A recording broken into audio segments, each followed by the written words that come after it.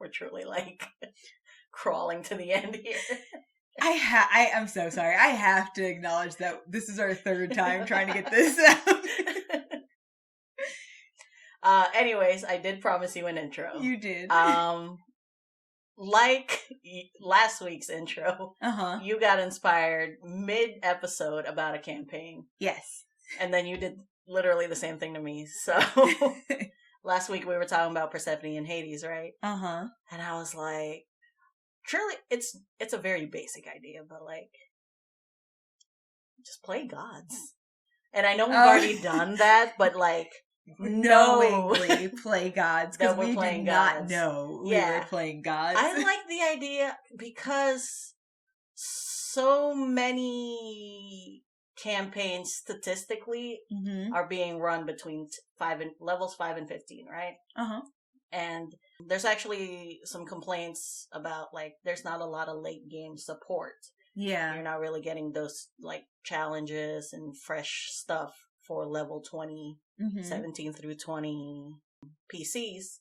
So I really love the idea of running like a level 17 through 20 campaign. Oh, just like starting at the end. Yeah.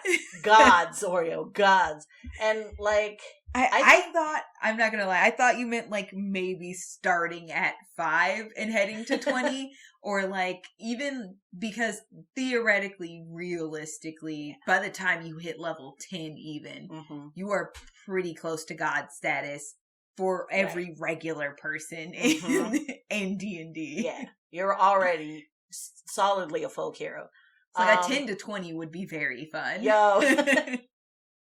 But I also think it would be so fun. If I was running it, I think it would be so fun to be challenged because of all the shit you get by the time you're at that point.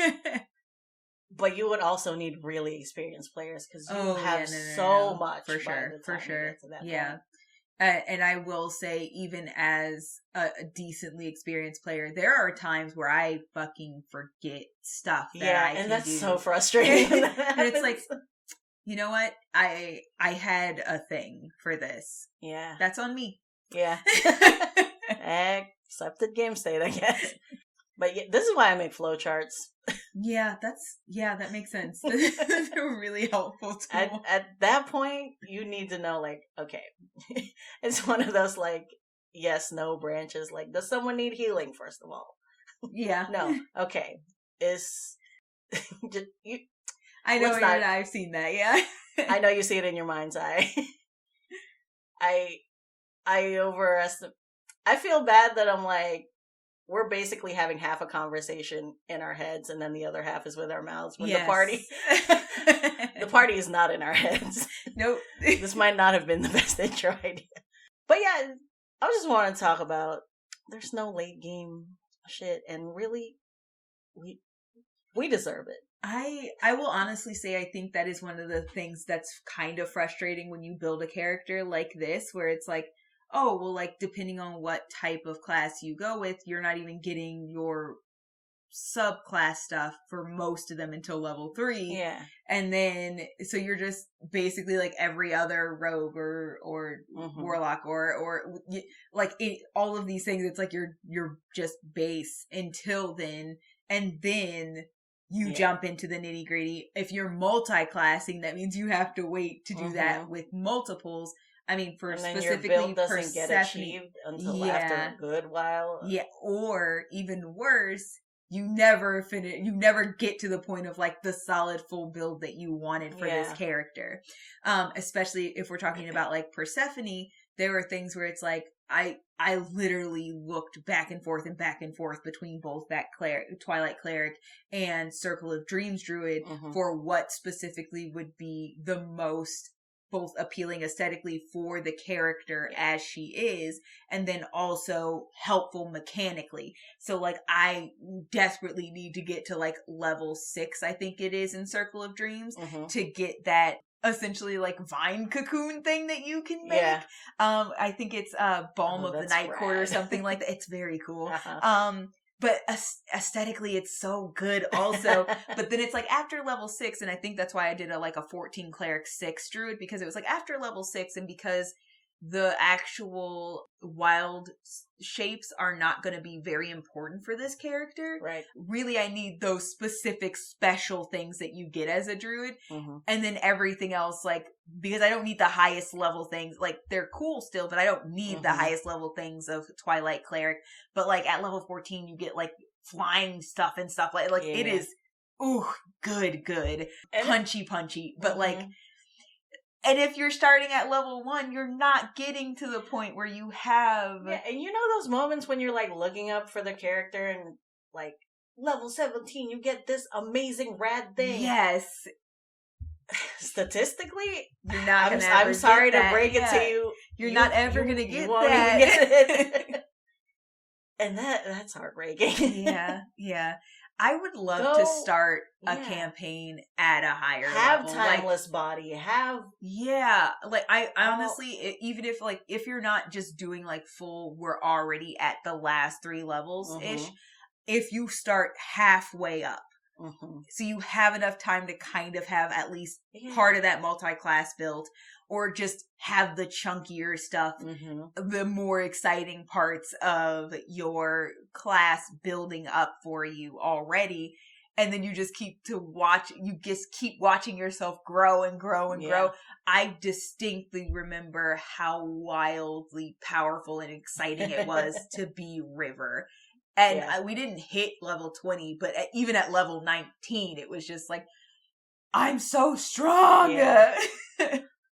And that's another frustrating part of, like, quote unquote, how it usually goes. Is like, by the time you get these really cool, amazing powers you've been waiting for forever, you're already at the end game, and who knows how long you're going to be enjoying having these things. Right. It's like, okay, well, we are already at big bad battle, so I literally get them for this battle, and then I'm done. Exactly.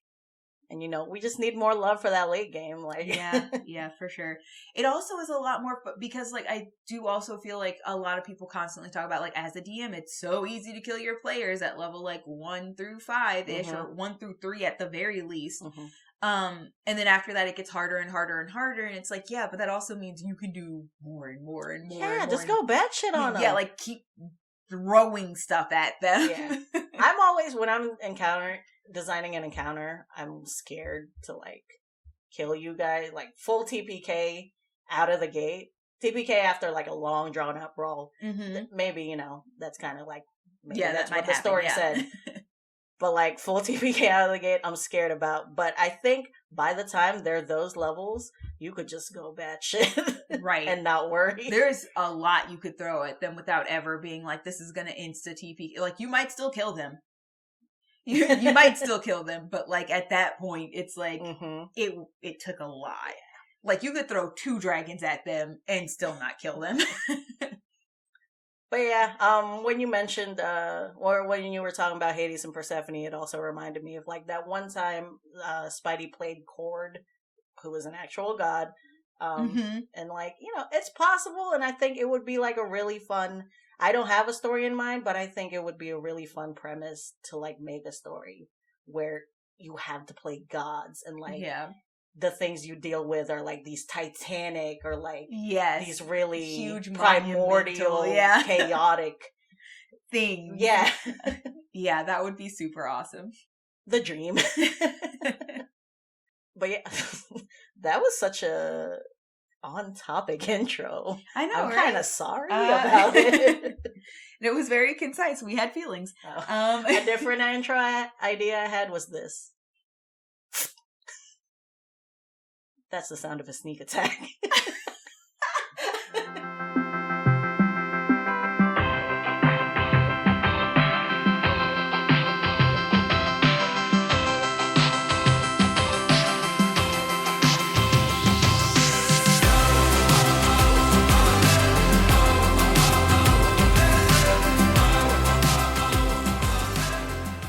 The face you gave me just... What the fuck? Exactly. That's the last thing people think when they are attacked by a rogue. You're not wrong. Welcome to the end of April.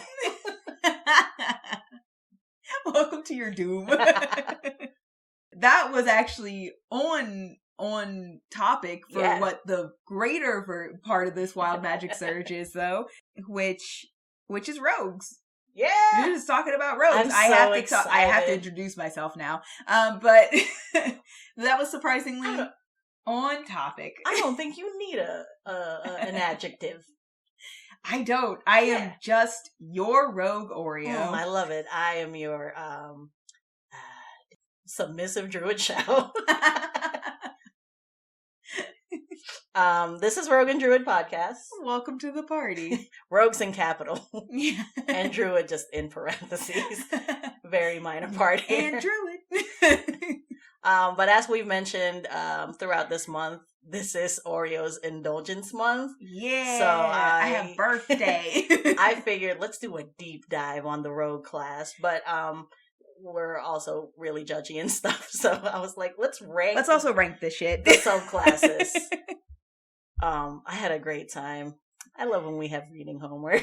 Yeah, me too. It's very fun to like just go through, and because I have looked at random different intervals, different subclasses, to be able to just go through and read through all of them again and kind of get like a reminder of what all these different ones are. And I also didn't realize this is very fitting, but you were like, I don't think I ranked anything below a 3, and I was like, wow, I was judgy. I truly love that moment. And I was like, oof, I wasn't as nice. But yeah, as today you were seeing me mid-reading, and I was like, I was throwing, okay, sorry. Earlier this week, I said, let's have a little bit of organization in it. How about we rank things 0 or 1 through 5? Mm-hmm. By mechanics? Yes. 3 categories. Yeah. Aesthetics, and then your own personal bias. Yeah, because, like, let's admit who we are. Yeah. And yeah, so I was telling you earlier today, like, I was throwing 5s everywhere. Like, I love the idea of X, Y, and Z. As I was reading, and you were like, I went in. Yeah. I was ruthless. Which is apt. Fitting, absolutely fitting. You were like, no, everything just seems fun. And I was like, no mercy. I'm truly telling of our rogue and druid. Yep. Personas. But we should dive right into it because we have a lot of ground to cover. Yes. My question to you is, how do you want to do this? Like, by book? Reference intended. How do you want to do this? We could do by book. We do just alphabetical order. So I thought, it's your month. You get. I don't actually know how it goes by book because I use D&D Beyond. So it just goes in alphabetical order. So if that's cool with you, that's cool with me. But I got them right here. So I do want to start real quickly just by kind of taking everybody through like just the base things that as your base class of rogue you get, just so people understand like, this is what is you already have, and then everything else we're about to go over will be supplementing what you already have. So with that in mind, there are some base chunky things you should know about rogue. Your hit die is going to be a D8, which is nice, and it's the it's the most common hit dice across the board. The best hit dice, in my opinion. I agree. You want to know things like where you want to put a lot of your talent in. Essentially, rogues are usually dex-based characters. Most people don't realize this, but also intelligence is kind of important. So usually intelligence or wisdom or both, honestly, are very important. There are things that you're constantly probably going to be dropping. So if you're trying to be very deceptive, you obviously want to forego the intelligence side for the charisma. So you want a dex charis based rogue. If you want something more investigative, you want a dex intelligence based rogue. If you want something a little bit more streetwise, you want a dex whiz rogue. But the two things you're usually not ever going to be chunky in are going to be strength and con, no matter what. But I promise you will dump strength. I've yet to meet a rogue who can dump strength. Unless you were multi-classing purposefully.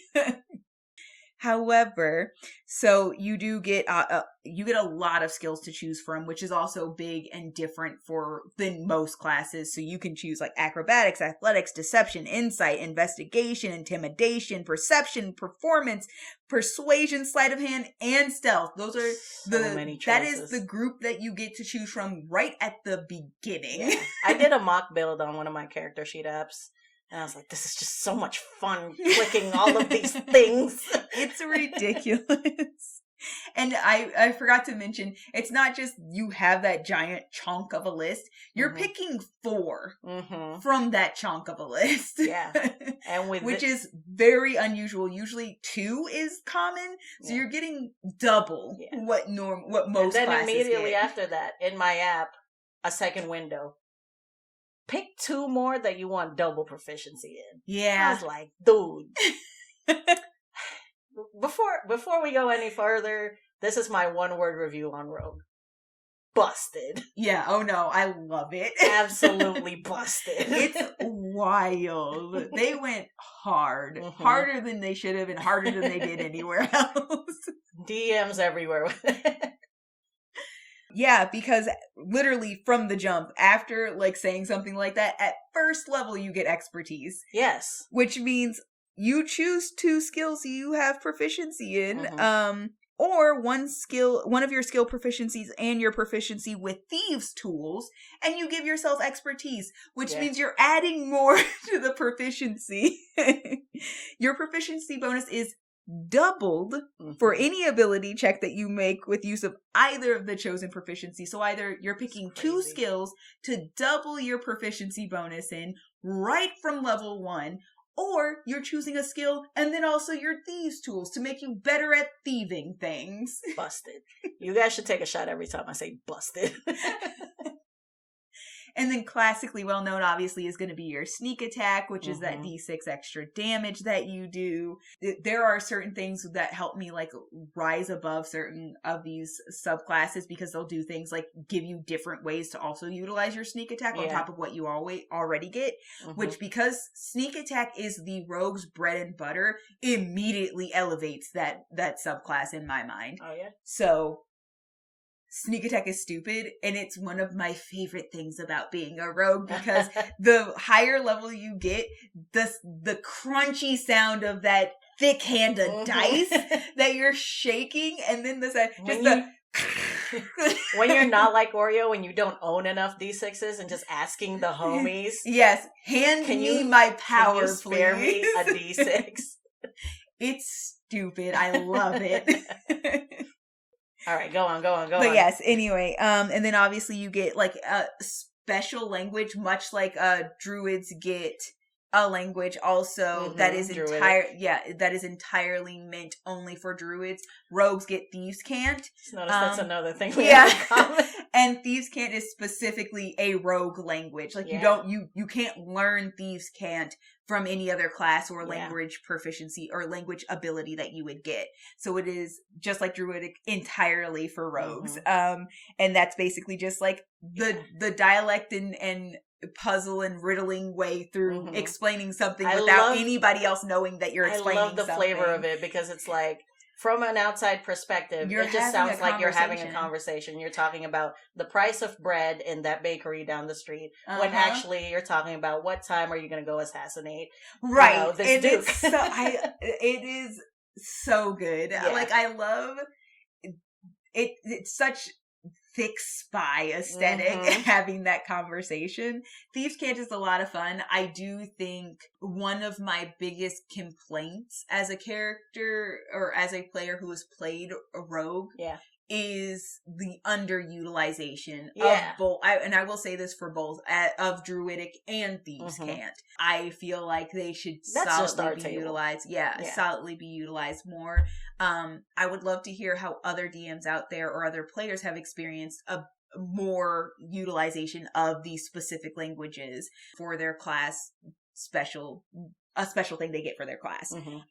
Because I do think it would be very fun to utilize that more. DM tip: ask all your players to turn in their character sheets and then make like a little grid that like I have addressed this special thing that this character can do at least like once in the campaign. Yeah, it makes it feel good. Yeah. I do think it was very funny when we were talking before, in both you and Hubby DM were talking about like, oh, like, well, going to the woods was also very much for our druid specifically, because that's where she was gonna shine. In the city was solidly where the rogue was gonna shine. Like, these things, they matter and they make a difference, and they do make you feel very special, and it's a great feeling to have your, like, my big moment. I have a thing for this. Yeah. But yeah, that's just something in general to always keep in mind as a DM. It does very much make your players feel special. Just make sure you're not favoring one player over the others. And then you get like Cunning Action, which is one. So those things that I just named were your level 1. Can I tell you? I was reviewing this earlier because I was doing the reading this morning too, and I was telling Sunny, or I was quizzing Sunny. I was like, "Well, hey, what are the 3 things you can do with Cunning Action?" And she told me verbatim, and I was like, "Sunny, I have never been more turned on in my whole life." I love that. Tell me more D&D rules, please. I absolutely love that. But it is also very much a rogue's bread and butter. I missed this desperately, not playing a rogue. I literally was like, so we were at the table doing something, and once I just, without thinking, was like, oh, I'm going to disengage as a bonus action. With what? And then they were like, do you have an ability that does it? And I was like, yeah, of course I do. I'm not a rogue. I guess. Not a fast as fuck boy. And I died a little inside. Yeah. But yeah, so Cunning Action is what you get at level 2, which is, because of your quickness, instead of having to take a full action to do certain things that you normally have to, you get them as bonus action instead. So that's dash, disengage, and hide are your options. And you can pick one of those as a bonus action. Busted. Instead of using it as an action. It is so good. The classic cycle of I'm gonna shank you, and then I'm gonna hide, and then I'll fucking do it again. I fucking love rogues, man. And then at 3rd level, of course, as you do with most classes, you get your archetype, which we'll be going into way more detail about. 4th level, classically, 4th, 8th, 10th, 12th, 16th, 19th, you get that either ability score improvement or you get to pick a feat. 5th level, you get Uncanny Dodge. Busted. Are you waiting for that? Yeah. You get Uncanny Dodge, which is when an attacker that you can see hits you with an attack, you can use your reaction to have the attack's damage against you. You can use your reaction to flip the middle finger right at their face. Be like, that didn't even hurt that much. Oh man, it's good. That has saved me a couple of times. For sure. And then at 6th level, you get Expertise again. Crazy. So you choose 2 more skills that you have proficiency in, or 1 more skill and then the Thieves' Tools if you didn't take that at the beginning, and then you get doubled proficiency. Yeah, at 6th level, your proficiency bonus is already +3. So you have 4 things that you have at the bare minimum +6 in? Yeah. That's wild. Yep. I saw you brace for the B word, but I'm not giving it to you this time. No, it's okay. 7th level gives you Evasion. Also saved my life many a time. And that is basically, you have the ability to dodge certain area effects using that require your dexterity. So when you have to make the dexterity saving throw, you only take half damage if you fail. If you succeed, you take nothing. Even if it says when on a success, they still take half damage. Dude, you take nothing. Fuck your fireball. Fuck your cone of cold. And just on top of Uncanny Dodge, busted. For real, though. It is the most upsetting thing for others when you're like, oh, I failed, and it's like, great, you take like 20 damage. It's just like, no, I don't. No, because like, okay, let's say you take 20 damage. Even if you roll like shit, you take half for the evasion, so that's 10, and then half with Uncanny Dodge. Yeah. Down to 5, my guy? Yeah, you can literally take, like, when they're like, I did beefy damage, then you half and half again, it's like... That's that fucking moment in Family Guy where Meg grows really long fingernails and just scratches that dude a little bit. Ow! Is it bleeding? No. But ouch, though. You have not seen a pissed off wizard until you've seen a wizard hit you with a fireball and you just go, ow! Did you break skin? No, but you cinched me though. Ow! I was growing that out. I lost hairs. It's just so deflating to be like, here's my hefty damage. When is evasion? Which level? Evasion is 7th. Just 7th? We're not even halfway there, my dude.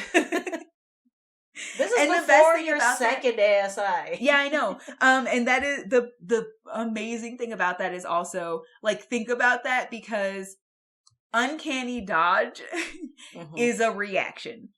So they absolutely, like, the stack ability of that is so stupid because I double checked just to make sure this was as ridiculous as I thought it was. Yeah, it's not a reaction, bonus, like nothing. If you have to make the dexterity saving throw, period. Which means if they make you make multiple, it still counts. There is no limit to this.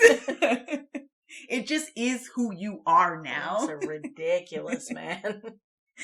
And then a lot of your stuff in between 7th and 11th is going to be your subclass stuff. So 11th, you get reliable talent, which fucking mean. Mean considering expertise in your proficiency number to begin with. Yeah. Reliable talent is you've refined the skills you have proficiency in so much that whenever you roll an ability check for one of those skills, you can treat a D20 roll of 9 or lower as a 10. And like we've established, okay, at this point, you're level 11. Your proficiency bonus is +4. So you're getting +8 on the things you're double proficient in. Yeah. Which are, like, at least 4 things. So you have +8, and then it can't be lower than a 10. So you're rolling an 18. Yeah, guaranteed 18. And that's assuming you have no modifier to what the base ability of this thing is. Yeah. Who greenlit this? I want to know. Wizards, shoot us an email. Tell us what happened. Oh my gosh. 14th level, because once again we have a little bit of space in between. 14th level, you get blind sense. Which means if you're able to hear, you are aware of the location of any hidden or invisible creature within 10 feet of you. Actually, that made me think of like, oh, if Barley is still deaf at level 14, that's actually going to be kind of funny. Because Barley, Sunny's character, is deaf. Yeah, no, that would be super helpful. She'll be like, what? Nothing changed. What? Yeah, it's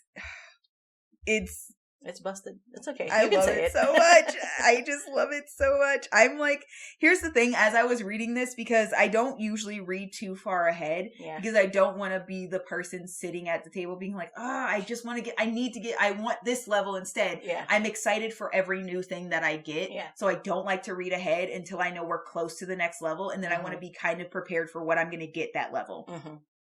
So I had no idea about blind sense when I was reading this. Dude, and I was like, really? I can't wait to be level 14. Yeah, and we're pretty close. Not far. We are not far at all. It's gonna be annoying as fuck. And I love that. Not for me. I'm not your DM on that one. I know. And then at 15th level, you get Slippery Mind, which is because you've acquired a greater mental strength, you gain proficiency in wisdom saving throws as well. So you add a third saving throw proficiency, which no other class gets. Wisdom is the most, if not the second most, common saving throw. Yep. So it's like, and you already get the evasion for your dex saves. So you're already fucking up people doing dex saves, which I believe is the most common. Wiz and dex are the two. One of those two. Yeah, those are like neck and neck for each other. So you already get evasion with that dex, and then you add Wiz to your proficiency for saving throws on top of that. It's like, it's fuck everybody. Let's take one of your few weaknesses and absolutely fix it. Yeah. At this point, like, you deserve it. It's a giant fuck you. The only way you can hurt a rogue is like a strength save. I think that's it. that's pretty much their weakest point. Yeah. Like, or a con save usually. Yeah. Those two are like the big weaknesses. But if you can't catch them, it would be a matter of actually grabbing them. Right. So good luck. And then at 18th level, you get Elusive, which means you are so evasive that attackers rarely gain the upper hand on you. No attack roll has advantage against you while you aren't incapacitated. So you have to be out for them to ever have advantage on you. Flanking means shit. Any spell that gives them advantage, it means nothing. Fuck you. Like, yeah, every time you level up, it's just a fuck you to the DM. It really is, and I think that's my favorite thing about a rogue. It's like every time you level, it's just like, fuck you extra. Fuck you again. Fuck you nicely. Fuck you not nicely. But yeah, that was our quick rundown on rogues. No, it's not. We have one last thing because they do get something at level 20. They do. They get Stroke of Luck at level 20. Oh, I remember this. You have an uncanny knack for succeeding when you need to. If your attack misses a target within range, you can turn the miss into a hit. You don't have to reroll. It's just a hit. Alternatively, if you fail an ability check, you can treat the D20 roll as a 20. It's a legendary resistance, basically. You're just like, I just win. Yeah. I just win. I failed, but I don't. And like we were saying in the intro, how fucking fun would this be, though? Now, I will say this level is 18 literally the one thing that they did try to mitigate how stupid this was, because they were like, you can't keep using this. You get it once, and then you have to to take a short or a long rest before you use it again. You get it back on a short rest, too? But you get it back on a short rest. Just take a nap, and you get it back. But you get it back on a short rest. So you didn't even mitigate it very well. I mean, when you're level 20, you're a god. Yeah, so, absolutely. Yeah. I just imagine, like, that you just, I'm allowed to not ever not hit. I'm just allowed to not ever not hit. In conclusion, we've said it before. I'll say it again. Absolutely busted. But I love it. I love playing a rogue. Yeah, me too. If you couldn't tell, we love rogues in this house. Yeah, man. Let's dive into the subclasses. Yes. The meat of why we're here. Yeah. We had to rank them. Yeah. There's 9 official ones. 3 in the player's handbook. So those are our 3 core ones. They gave us 4 new ones in Xanathar's Guide to Everything. And then 2 more new ones in Tasha's Cauldron of Everything. I just noticed they did everything on both of those. Huh? Yeah. Come on, wizards. So you said we're doing alphabetical order because that's how I have it over here in my list anyway. So cool. It's cool with me. Yeah, cool. Let me run through. So obviously starting at the top, we have Arcane Trickster. Basically, Arcane Trickster is just for magically enhanced rogues. So their little flavor text is just some rogues enhance their fine-honed skills of stealth and agility with magic. learning tricks of enchantment and illusion. And that's important because when you start, you have to pick from either of those two classes. Right. These rogues include pickpockets and burglars, but also pranksters, mischief makers, and significant number of adventurers. This has a very goofy vibe to it, honestly. Like, it is a street kid getting by. Yeah. It is, I just like fucking with people. I'm not really trying to do anything particularly bad, but my vibe is like, I like to make trouble. Like, just for funsies, I'm not even always trying to steal or something like that. I like to make trouble. And so that's what I do, and I use magic to help me make trouble. It is one of the softer, more lighthearted vibes of a rogue. Let's get this out of the way. What was your aesthetic rating for it? So I rated it a 3. I think it's fine. Okay. It's solid. It doesn't lend for much outside of something a little bit more light and silly. Right. So as far as, I also added into aesthetic, like a versatility of aesthetic. So that's why I was like, this is solid. This is solid. The aesthetic of it, even in its specificity, is solid.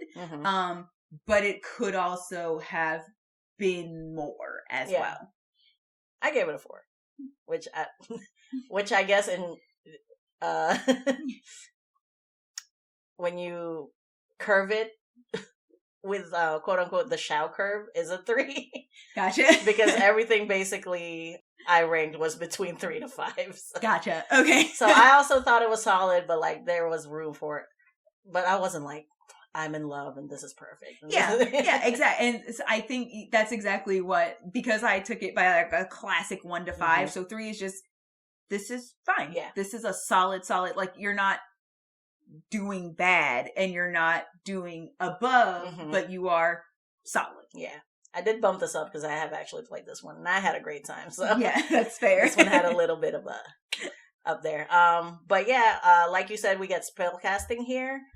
So you have to take Mage Hand as a cantrip. But other than that, you start with like 2 more cantrips and you pick from the wizard list.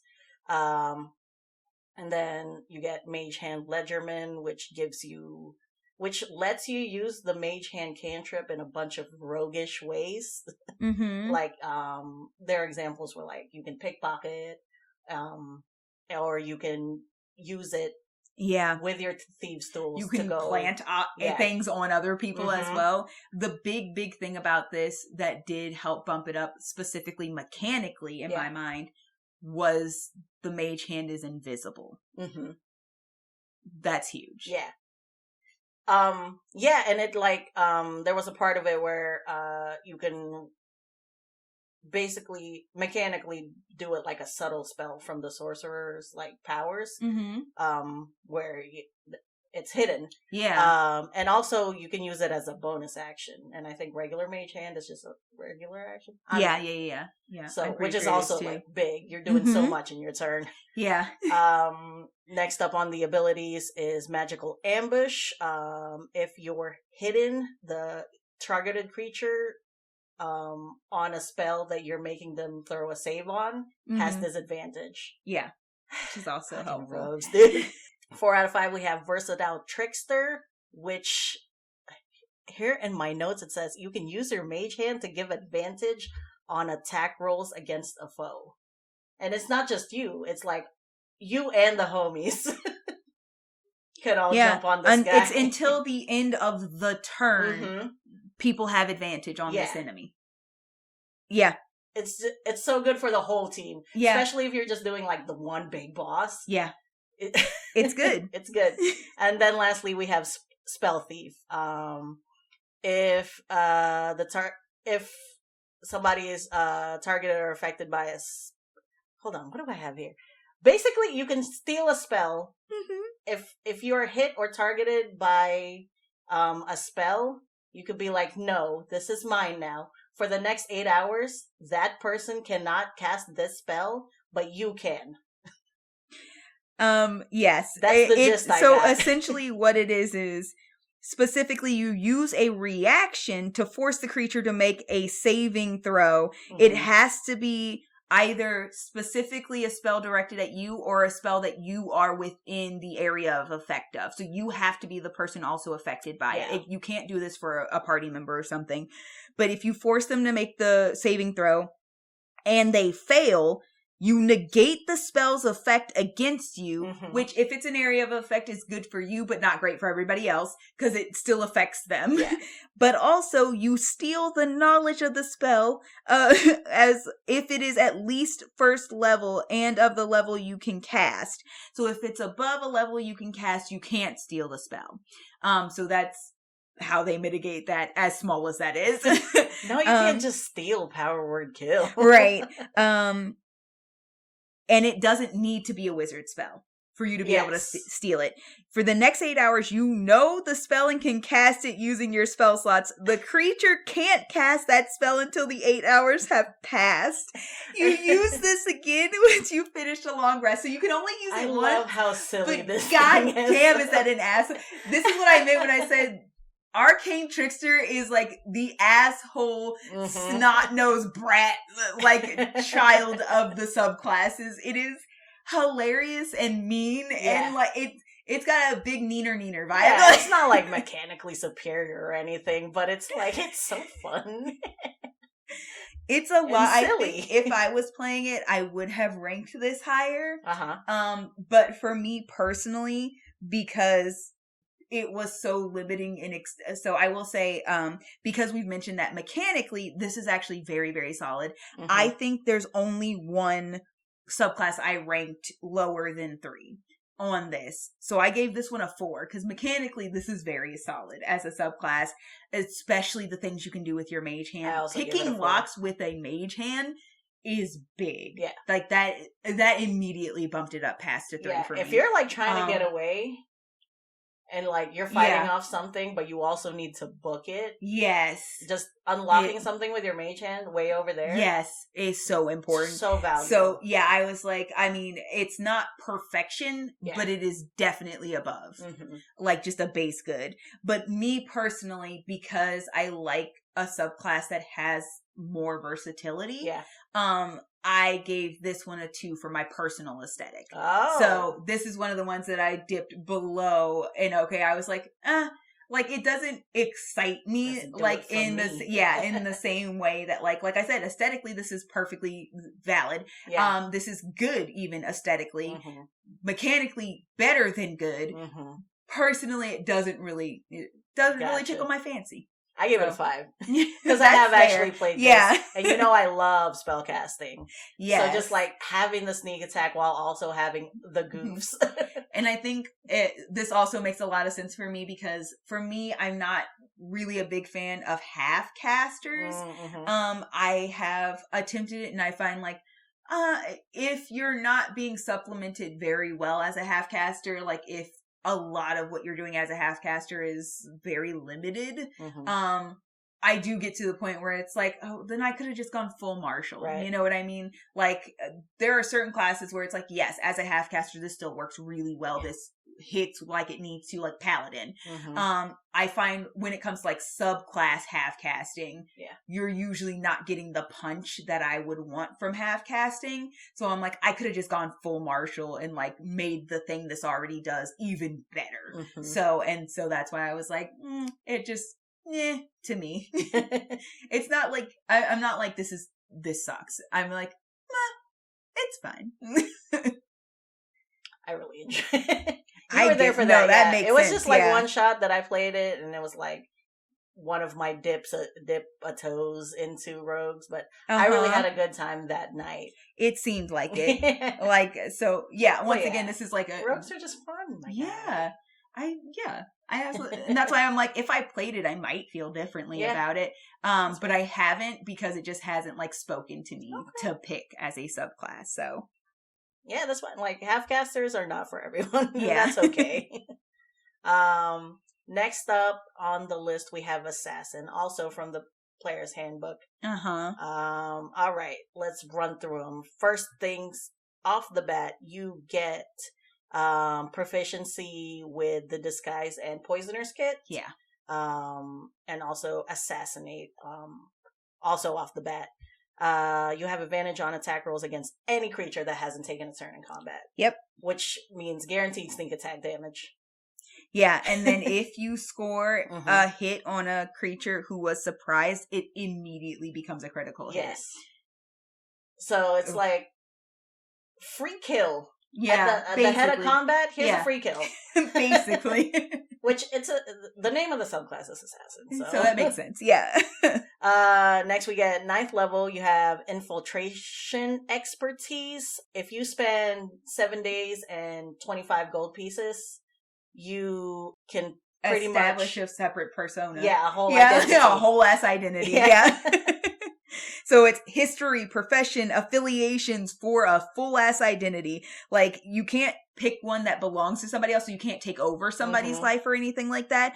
But basically, like, you're spending this money and this time gaining clothes and letters and documentation. Like, you are fully forging an entire identity to use in some situation. And you can have multiple of these. You just have to spend the time and the money for them.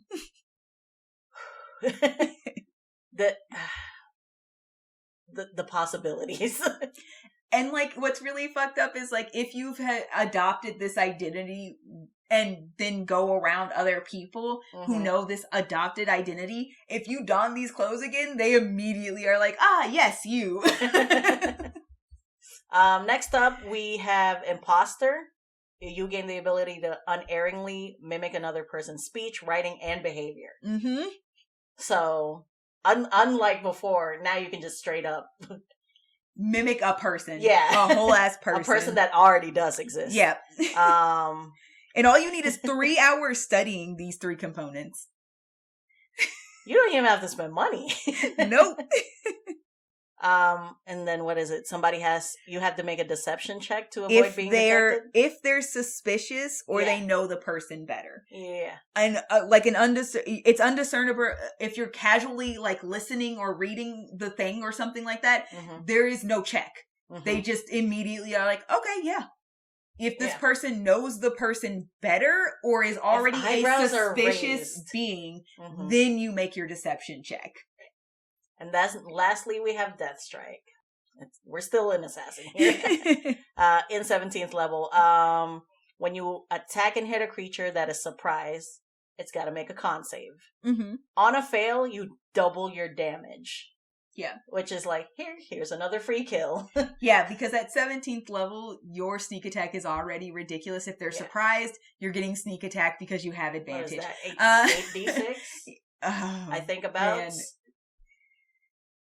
And math-wise, automatically, like the average is 24 damage. So you're automatically doing at least 48 on just the sneak? Dude! It's not nice at all. As a matter of fact, I'm going to check real quickly. Actually, it's 9. It's 9 d6. I'm sorry. I cut straight into it. We didn't talk about the aesthetic, but like. Oh yeah, so the aesthetic is it's very interesting because it is a little bit more diverse than it seems. So obviously you have like spies and bounty hunters and hired guns and stuff like that, or but also you get things like anointed priests who have a specific set of skills that are like out, like you can be assassinating like cult members and that's your speciality, like, is killing people doing fucked up religious shit and stuff like that. So, it's interesting to think how wide the birth of an assassin is. Yeah. Because I think people skim over the priest thing a lot, I think, because it's like, oh, easy thoughts are like, you're a hired hand. Yeah, hired hand, spy, bounty hunter, that makes perfect sense. But like, an assassin with a cause, other than money, terrifying. So what was your rating? So my, I'll go through all of them. So as far as mechanical goes, Assassin is actually fine. It's a 3. I also gave it a 3. Yeah, like it's, personally, I have an affinity for Assassin because Amma is an Assassin. So, but when you think about the actual mechanics of Assassin, there are solidly subclasses that do a lot more. Yeah. So it is perfectly you would fine. think with a subclass named Assassin, all of their you would stuff give them would a be lot like more like death dealing damage. Yeah. And I think that's the thing that really gets me the most is it's like it's almost a little disappointing on a level. Like it is still quite good and quite deadly. Like don't get me wrong, you do what you need to do. And certain things like being able to infiltrate by forging an entire identity or stealing somebody else's verbiage and stuff is good. To be fair, this did come out in the PHP. Early, before they came out with Inquisitive and Mastermind. Yeah, things like that. So I think they were trying to encompass all of these ideas. Those instead of just giving you called it this, Assassin. Giving you this as the peak of this. Yeah, which makes sense. But a solid 3. Mechanically, this is still very good. And then aesthetically, because it's rogue, Assassin is solidly a 4. It is good. I also gave it a 4. It is good aesthetically. Wow, look at this it is right up in there what you would normally want to pick for a rogue. So. I said classic, but not groundbreaking. Yes. Yeah. And then my personal bias is it's a 5 because that's Amma. So, and that's because it's Amma, that's honestly. Fair. That's super fair. We're super biased on rogues we've already played. Yeah. Weird. I gave it a 3. It's solid. It's classic. Yeah. It is classic. Yeah. Oh man, I'm impressed. I know. What do we got next? Inquisitive? All right, if you'll give me just one moment. I wrote down Cliff's notes and then immediately I was like, what the hell did I write in these notes? That's fine. While you're doing that, I'm going to go the actual source material. Yeah, I'm going to go to the aesthetic of this. Cool. Inquisitive is very much your garden variety, probably kind of LA Noir detective. Like Inquisitive is just a private eye. Yes. That is the aesthetic. Like there's not much else I would ever need to say about that. The aesthetic is private eye solidly. That's it. Yeah, that pretty much. There's not much. I mean, like maybe like less killing spy, but like even that, like there's other things you could do that would be more spy conducive. So really, it is very much a detective class. All right. Starting off the bat, you get 2 things at 3rd level: ear for deceit and eye for detail, which I'm delighted at how they named these things. But yeah, for ear for deceit, whenever you make a insight check to determine whether a creature is lying, treat a roll of 7 or lower as an 8. Which is like, if you're gonna be an inquisitive rogue, definitely you're gonna have double proficiency in investigate or in insight. So that is solid. You're like guaranteed a 16 through 18 at least here. Yeah, I think that's solid, but I also feel like it's like, I mean, if you're already gonna have double proficiency anyway, you probably could have beefed this up a little bit. Rogues are broken. Break them. And then on the other hand, we have eye for detail. You can use a bonus action to make a perception check to either spot a hidden creature or object, or make an investigation check to uncover or decipher a clue. Like you said, very private eye. Yes, for sure. Yeah, very basic for investigating. Next, we have, also at 3rd level, oh, I lied, you get 3 things. Also at 3rd level, we have Insightful Fighting. I really love this one. As a bonus action, you make a contested check, your insight versus their deception, on a creature you can see that's not incapacitated.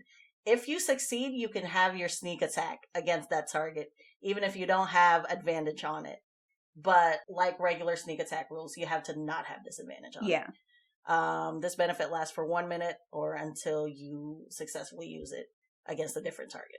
Yeah. I really love this. I really love contested rolls, but I also like the flavor of it, of like, you notice that they limp a little bit on their left leg. Yeah. And you use it to your advantage. That one I really like the idea of. And then all the way down at 9th level, you get Steady Eye. You have advantage on perception and investigation checks if you don't move more than half your speed on your turn. Which, if you're like in just a good spot, hiding on and off. It's not bad, yeah. Yeah, it's not bad. It's not bad. 13th level, you get Unerring Eye. As an action, you sense the presence of illusions, shape changers not in their original form, other magic designed to deceive you within 30 feet of you, provided you're not blinded or deafened. But then they give the stipulation, you sense that an effect is attempting to trick you, but you gain no insight into what is hidden. Yeah. Or into its true nature. So it's kind of like a gut instinct almost, where it's just like, I feel like something's off here, but I don't know what. Off. Yeah. Yeah. And then lastly, at 17th level, while using your insightful fighting, which is that contested role earlier, feature, your sneak attack damage against the creature increases by another 3d6. Yeah. So let's talk aesthetics and mechanics on this. What's your opinion? So I'm gonna say this one, because we did talk about like favorite and least. I will say honestly, this one's my least favorite. Oh yeah? Of the subclasses, and that's because I actually ended up giving this one 2s all the way down. Ooh. Here's the thing: a lot of these things feel like they didn't go far enough. So there are certain things where it's like, yeah, this is nice because once you hit 9th level, you also get that proficiency, which helps boost up that ear for deceit. But also a lot of these things are so specific to a specific type of campaign. Yeah. So it's like a lot of these things are not consistently gonna come in handy unless you're playing a very investigative, detective-y type of campaign. If you're doing like the kind of campaign we did, or honestly, most of the campaigns that we do and stuff like that, a lot of these other types of campaigns, mechanically, this doesn't do as much for you as all of the other subclasses could. And that's why I was like, it's theoretically good, but because it's so boxed in by the specific aesthetic of it. That was a lot of critiques I had on some of these. It's like, this is too situational. Right. And that's why I was like, I have to make it lower than good for, and this is why it became a 2, because I was like, I have to make it lower than good mechanically because it's very specific. The 2 parts that become like way less very specific are that insightful fighting and what you get on top of that at 17th level, and then also the unerring eye, which doesn't really specify exactly what the problem is, but it does give you an inkling that maybe you should look into something being off here. Yeah, but that unerring eye, that's helpful regardless. But you get that at 13th level, like, which is very far in. 13th level like, in the other it's classes. very far in for that to be the big thing that you get. Yeah, because basically that's just like a better version of somebody's just regular perception check. But if you're a high whiz character anyway, you're probably sussing out more than the unerring eye is. So overall, mechanically, it was like the big heavy hitter is that insightful fighting into the eye for weakness, but that's what, 9th? That's insightful fighting is 3rd, which is amazing. Yeah. But then it doesn't improve at all until 17th level when you're at the very end. Yeah. So it's like, like this could have been incredibly good across the board, but 99% of this is only very specifically situational. That's another big critique I had. This is your 17th level thing, and you get 3 more D6s when you're already like at stupid levels of D6s. It's like the damage you're dealing at that point, this is admittedly negligible. Yes. And like, I'm sure like it would make a difference, but come on. But it is admittedly negligible. Considering things like doubling your entire damage for an assassin, or stealing a whole fucking spell for 8 hours as an arcane archer. It's like, this is not stacking up to what you could get in others. And then also, because like I said, for me aesthetically, I also played in versatility. I was like, this isn't as, like, this is very situationally helpful subclass, so I have to put it lower than good because it's specifically situational. Like, when I was like, it's basically just a detective. It's basically just a detective. Yeah. There's not much else any of that would make that much sense for. So you would need more mystery. Yes, you would need a heavy mystery campaign. And then for me personally, because I'm like, these don't feel as powerful as they could be. Yeah. Like, it felt like you were like, oh, we kind of gave better versions of this in Assassin already, so we're not going to step it up like we should for specifically this class. I was like, it falls short. Yeah. And it's upsetting because it's disappointing, because this could be very cool. Because PIs are cool. Yes, they're interesting, and a good mystery is great. I just wish you had been like more versatile in the abilities, and they hadn't been all like, it has to be clues and insight. Yeah. Like, you could have done more. Detectives also fight. You could have given us more fight-wise as well, and that sucked. Yeah, and that's kind of like, you're depending a lot on the DM to be able to, like, give you play clues, into, but, like, also not hand you the answer. Yeah. And also, I want to go back real quick to Unerring Eye. If you're at 13th level, your DM is, like, narrating a tense situation or a freakishly weird, like, moment. You're gonna be like, hey, can I roll to see what's up? Right, so it's like, you're already rolling. It's not even just you, it's you and literally everybody else is probably like, I would like to roll to understand what's going on or see if I can perceive anything else. So it's like getting that kind of for free. Them giving that stipulation of like, you don't know exactly you don't even know what's going on. You just know something's not right, and it's like, yeah, I already knew that. 13th level? I already knew that something wasn't right. We're all 10. So like...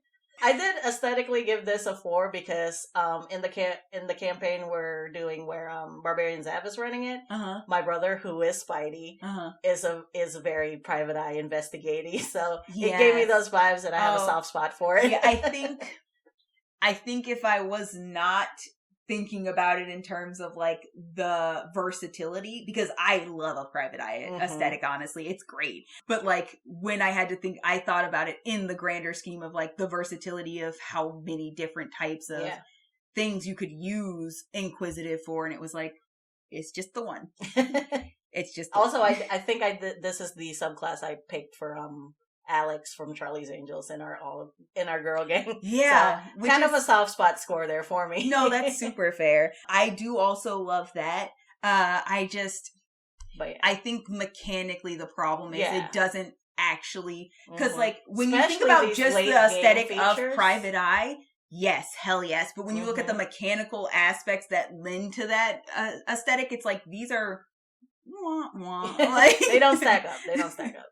Yeah, I'm not like, I cannot wait to get to 17th level for 3 extra decent. Right. I'm sort of like skewing some of these scores I've written down because the more we're talking about it, I'm like, oh, this is actually how I feel about it. So my actual official score on record is a 2. My note here was not really something I play. Yeah. not for me. No, that's fair. But yeah, let's dive back into Xanathar's for our next one on the list, which is Mastermind. Literally the next one on that book. Yeah. Okay, so aesthetically, you go. Mastermind is a lot of things. It's very political espionage. It's very like, it is a lot of spies, couriers who are listening in on the goings on around a town, a lot of schemers. It's a good one for like a mafia boss. Like aesthetically, fun. Right. It is very political. It's a little stifling because it does have to be a very political intrigue campaign for this to work well, but it is fun in idea. This very espionage-y, scheming, clawing for power type of when you read the one paragraph they have on here, you get immediately like what they're going for, exactly what this kind of character is. So let's dive in. First, you get Master of Intrigue. So you get proficiency in, and like this is already blowing Inquisitive out the water. Yeah, you get proficiency in Disguise Kit, Forgery Kit, a gaming set of your choice, and 2 extra languages. Yeah, man, dude. Additionally, you can mimic the speech and patterns and accent of a creature you can hear speak for at least 1 minute. Enabling you to pass yourself off as a native speaker of the particular land. That's crazy. Yep. I wish I had that in real life. I know, right? That would be so if I could just like do a flawless Scottish accent. Provided you know the language. Sorry, I didn't finish there. That's just at 3rd level? 2 extra languages? Like, that's not all you get at 3rd level. Yeah, I know. But yes, 2 extra languages, a forgery kit, a disguise kit, and you get like a smaller version, like a lesser version of the Assassin's Unerring Mimic thing, where it's like, they will feel more endeared to you because you feel like a native speaker if you know the language. That in and of itself is like miles. Damn. So, additionally, at 3rd level, you get Master of Tactics. You can use the help action as a bonus action. God damn. Dude. Additionally, when you use the help action to aid an ally in attacking a creature, that target has to be within 30 feet of you instead of the regular right next to you. Yes. Which is just... Rogue is so good by itself, but like this teamwork thing... When you pick a teamwork class, it is stupid. Alright. After a little bit, we get to 9th level and you get Insightful Manipulator. If you spend at least 1 minute observing or interacting with another creature outside of combat, you get certain information the DM has to provide for you. And I love this because you get the mechanics, baby. Yes, and compared specifically to your own, which is also important. It's a little akin to like, I think it's Battle Master that has a little something like this. Yeah. Battle Master does. I really love this. But yeah, you can learn... The DM tells you if the creature is your equal, superior, or inferior in regards to 2 of the following 4. Intelligence score, wisdom score, charisma score, and class level. So like, if you're like, I just have a hunch about this person. Yeah. And like, they're the big bad. Dude. And then moving on to 13th level, you get Misdirection. You can sometimes cause another creature to suffer an attack meant for you. When you're targeted by an attack with a creature within 5 feet of you is granting you cover against that attack, you can use your reaction to have the attack target that creature instead of you. I'm not gonna lie, I read this and I was like, this is kind of fucked up. Because like the help action thing on the opposite end of this class was like, hey, we're working together. This one's like, you're stronger, man, sorry. I'm like, if you're just teamworking that good, like, just stay next to your tank. Right? And it'll be nothing to them. You'll be fine, right? But that's also great if, like, because, like, I was thinking about this in terms of Amma, or, like, a halfling in general. I was like, you can hide behind anything larger. So if you just happen to be by another enemy, and you're just hiding behind the enemy, you're just like, I don't know, he hates you, I guess. I really like how, like, this just Mastermind is bam, bam, bam, bam. But here's the silly thing you could do, though. Yes. And then lastly, at 17th level, you get Solar Deceit. Your thoughts can't be read by telepathy or any other means unless you allow it. You can pretense false thoughts, which I think is very fun, by succeeding on a deception check contested by whoever is doing its insight check.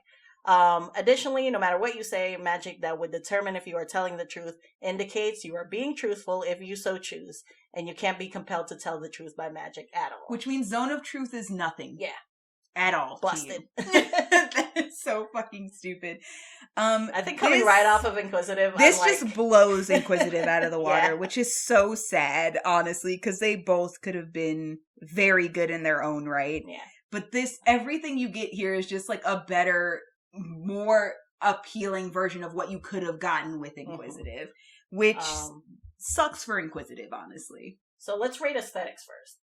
I gave this one a solid 3, because for me, it's very, very good. I like political intrigue, but I also know political intrigue is solidly, like, kind of specific. Yeah. Like, it does kind of have to, like, aesthetically, the goal of Mastermind is a very political intrigue, espionage type of vibe. Even though I will say, actually, mechanically, it's better than that. But the vibe specifically is very espionage-y, and that's something I think you either very much like or you don't like. Yeah. So it's very polarizing. There's not people who are like, eh. So when you all come together, it's a solid 3. It's good. I give it a 3 also, because for the same reason. It's very situational. Depends on your DM. Depends on your table. You know, it has the potential to be higher if that's how y'all play, but in my experience, I'm giving it a 3 because even when we do have political intrigue, it's just for like an arc or 2. It's not like the whole campaign. And like you're committing to this for your whole campaign, right? And then, I think I gave this 3 across the board. It's like very solid. I was just about to say, I think I looked at it again and I was like, I thought maybe I gave it a 4 as far as mechanics go, but no, I just did a 3 across the board. Reading through it, we were so hyped because we just came off of Inquisitive. But I think when I read it the other night, I was way more just like analytical. I wasn't like, oh, boo, this was boring. Like, this sucked. So now it's like, oh, wow, this is better. Mm-hmm. But like, and also because I read all of them, I was like, this is solid. Yeah. Definitely ones are better. Yeah. But like, it didn't go any higher because it's, like I said, situational. Yeah.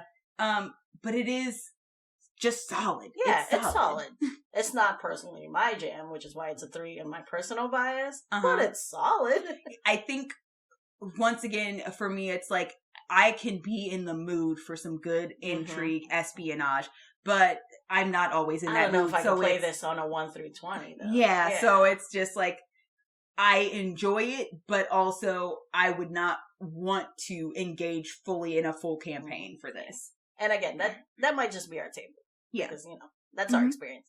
And also, I wrote down here, I thought the last ability, which is with the mind reading and the truth telling, I personally thought that for a level 17 thing, I would agree. Not the best. Yeah, I knew exactly what you were going to say. I would agree. It was like they were hyping up really well. This is good, but like there are places where you could have, not only that, but like there are places where they can do telepathy well and above earlier than this. So it's not super great to have to wait till level 17 to get that kind of coverage. Right. So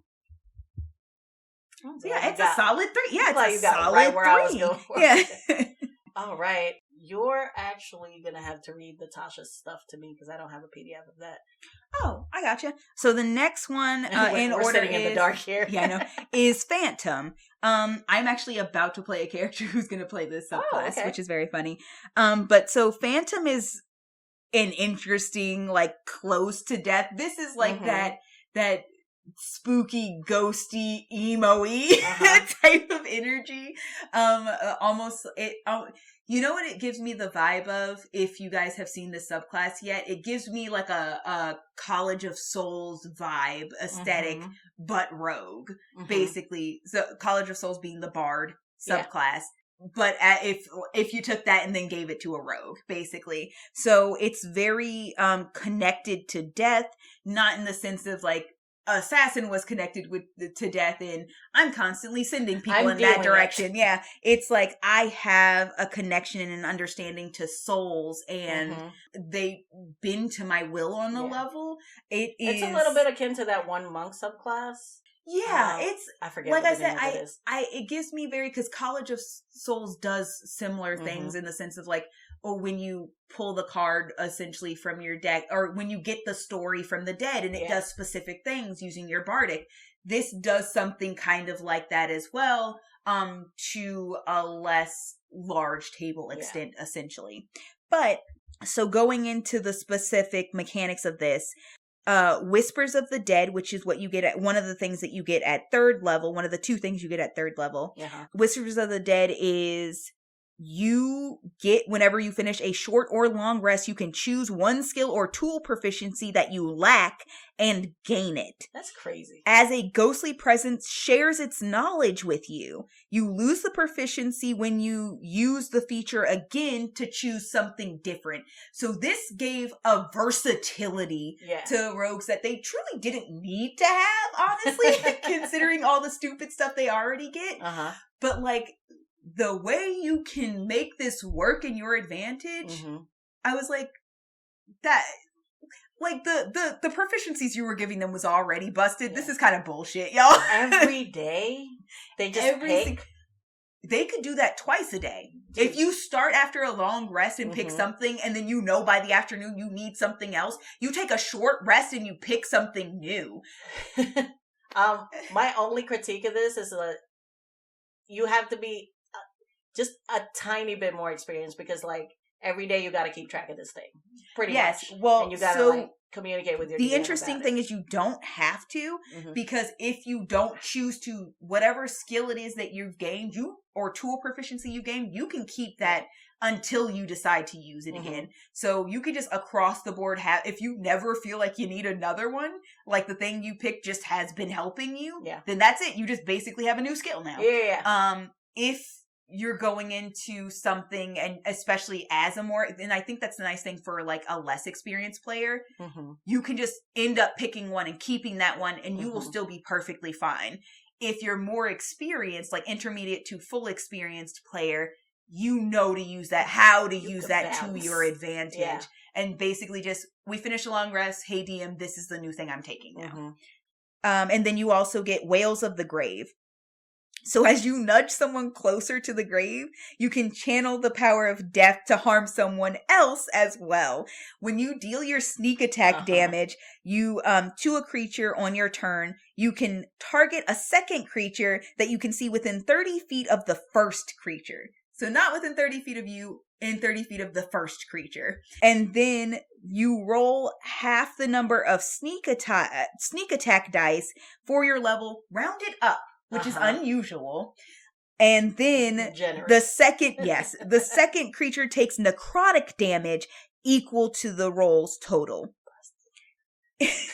You can use this feature a number of times equal to your proficiency bonus, and you regain all expended uses when you finish a long rest. So you just get more and more of these as you go on. The damage gets higher and higher as you level up. And necrotic damage is one of the damages that most things don't have resistance to, which means you're solidly hurting somebody consistently. 2 people. Yeah. And like one of the ways of them like being like rogues aren't gods is, well, they only get 1 attack per turn. Right. I was about to say, I'm not going to lie. Every time I saw one of these subclasses give you the ability to hit more than one person, this immediately bumps it up, because giving rogues extra attacks in any way immediately makes them more dangerous mechanically, even if it's just a sneak attack die worth of necrotic damage. But this is a whole other creature you're targeting. Right, and you don't usually get to do that across the board. And then they do mitigate that by saying, once you use those up, you gotta take the long rest. You can't short rest this. But they also immediately actually fuck that up as we go into this.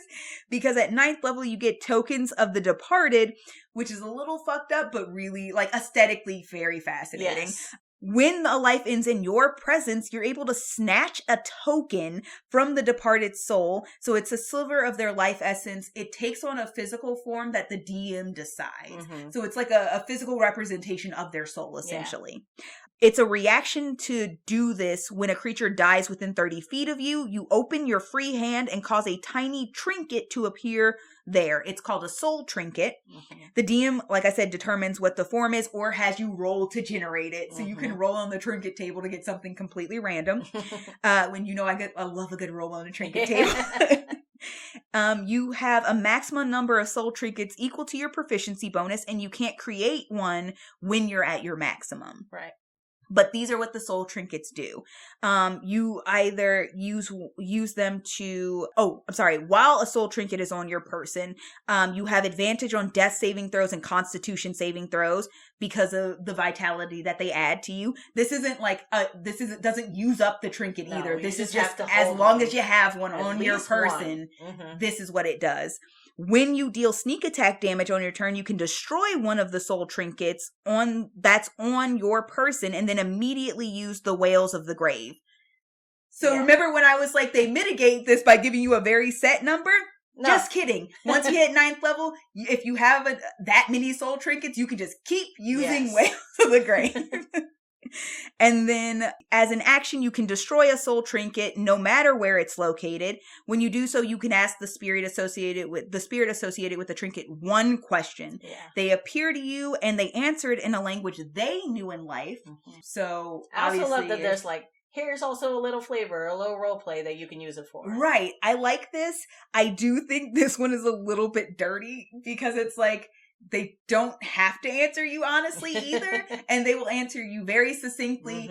They only answer in a language they know in life. So if you don't share a language and they don't know common, then you're fucked. And they don't have to be honest, but that also just comes down to, as a player, being smart enough to be like, if this was a guy who did not like me, he's probably going to lie to me. So I'm not going to ask you a question. I'm just going to use you to hurt somebody else instead. But this nice person who died, I would love to ask them a question. They will probably tell me the truth.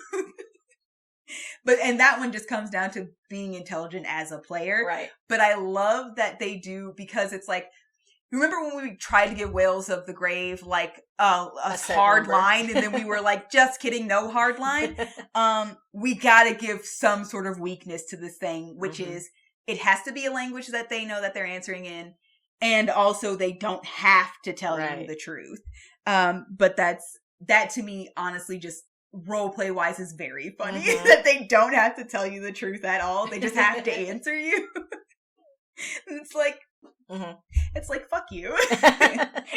Fuck you, I didn't like you in life. Right. At 13th level, you get Ghost Walk.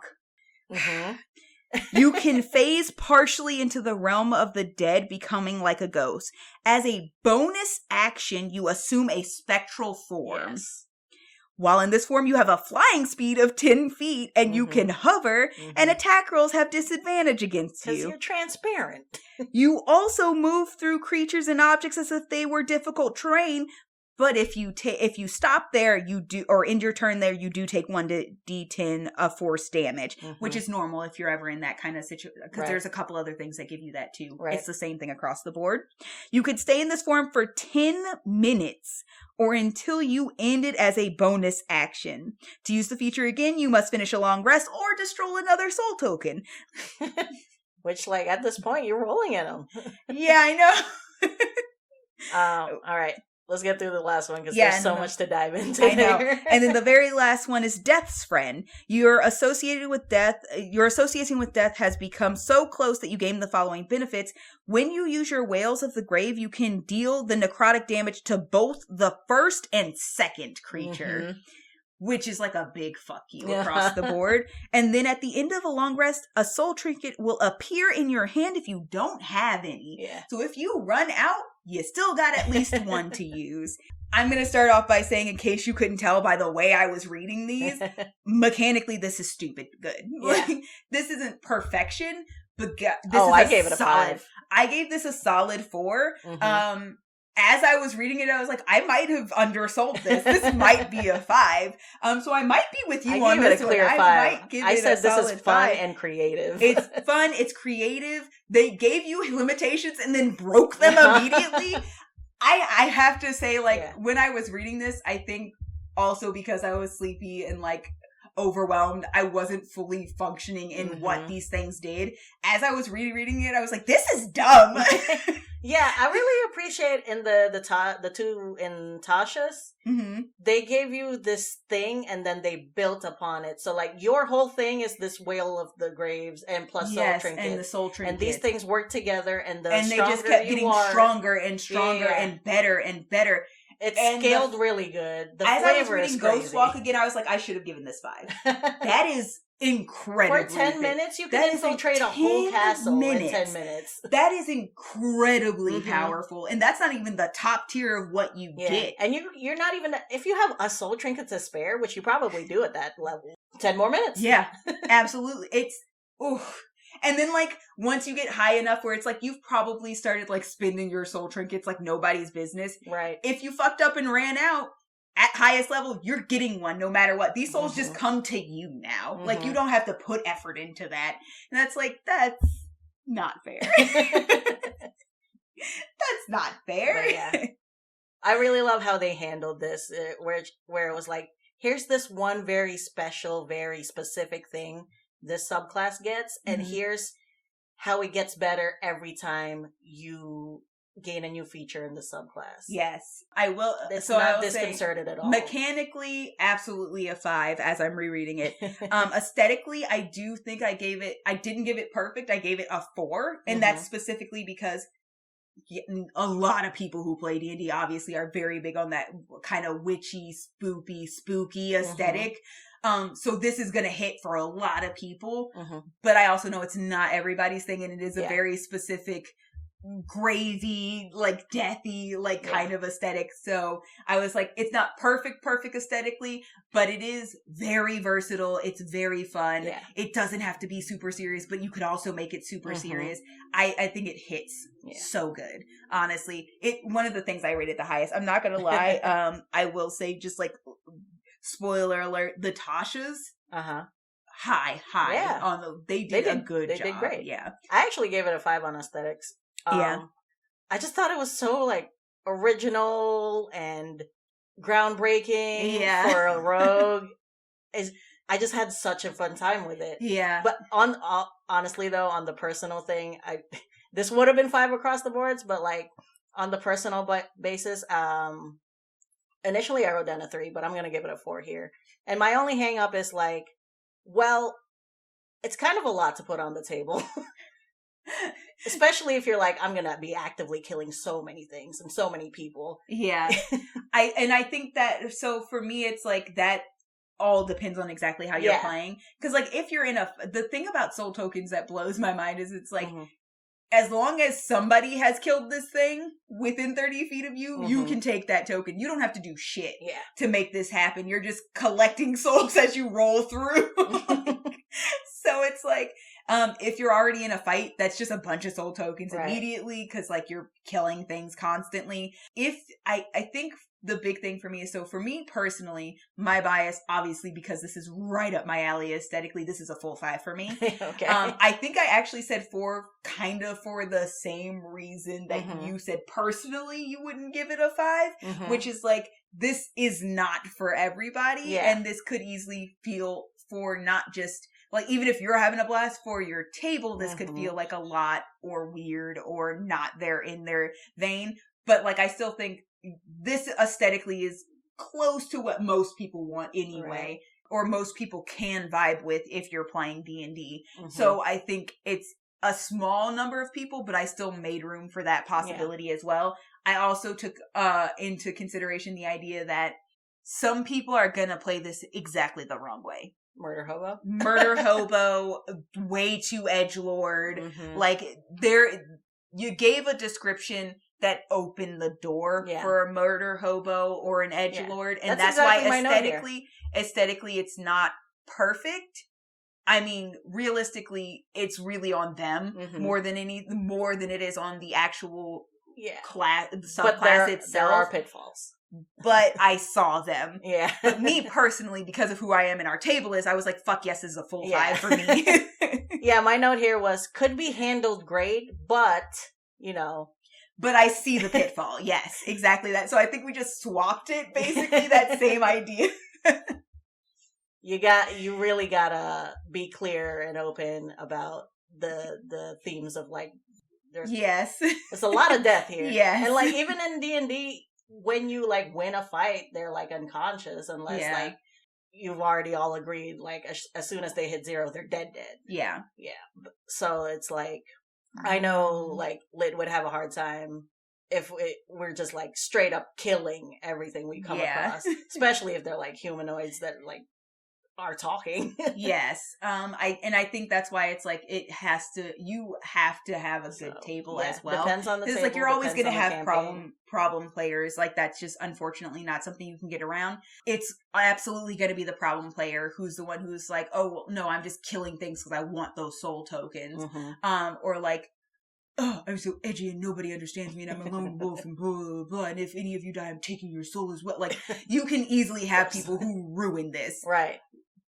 But I think the majority of players understand that this is not licensed to kill everything. Yeah. But you also know how to utilize a spirit if it happens upon you. Yeah. We are in Animal Crossing. We see the star shape on the ground and it's a pitfall. Yes. But highly scored on over here on my grid. This was also high on my list. What we got next? Oh, we have Scout, which means we go back to Xanathars. So I mean, aesthetically, this was essentially, especially before Tasha's and the fix of Rogue, fix of Ranger. This was what Ranger should have been. like, I don't know how else to describe this for you. This was what Ranger should have been. It was good at survival and nature. It was stealthy. It was intelligent for like a nature-based situation. Like, it was upsetting because it was like, oh, like, if you want to play a good Ranger, just play a scout rogue. Yeah. Which is like upsetting. Yes, and that should not play be a good thing. archer, but it is literally play an like archer fighter. Like, upsetting. The versatility is also interesting because it's like ambushers, spies, bounty hunters, honestly, Rangers. Rangers, but not Rangers. These are rogues mechanically, but this is your Ranger. Character's occupation is a Ranger. Yes, like your job is Ranger. Your class is Rogue.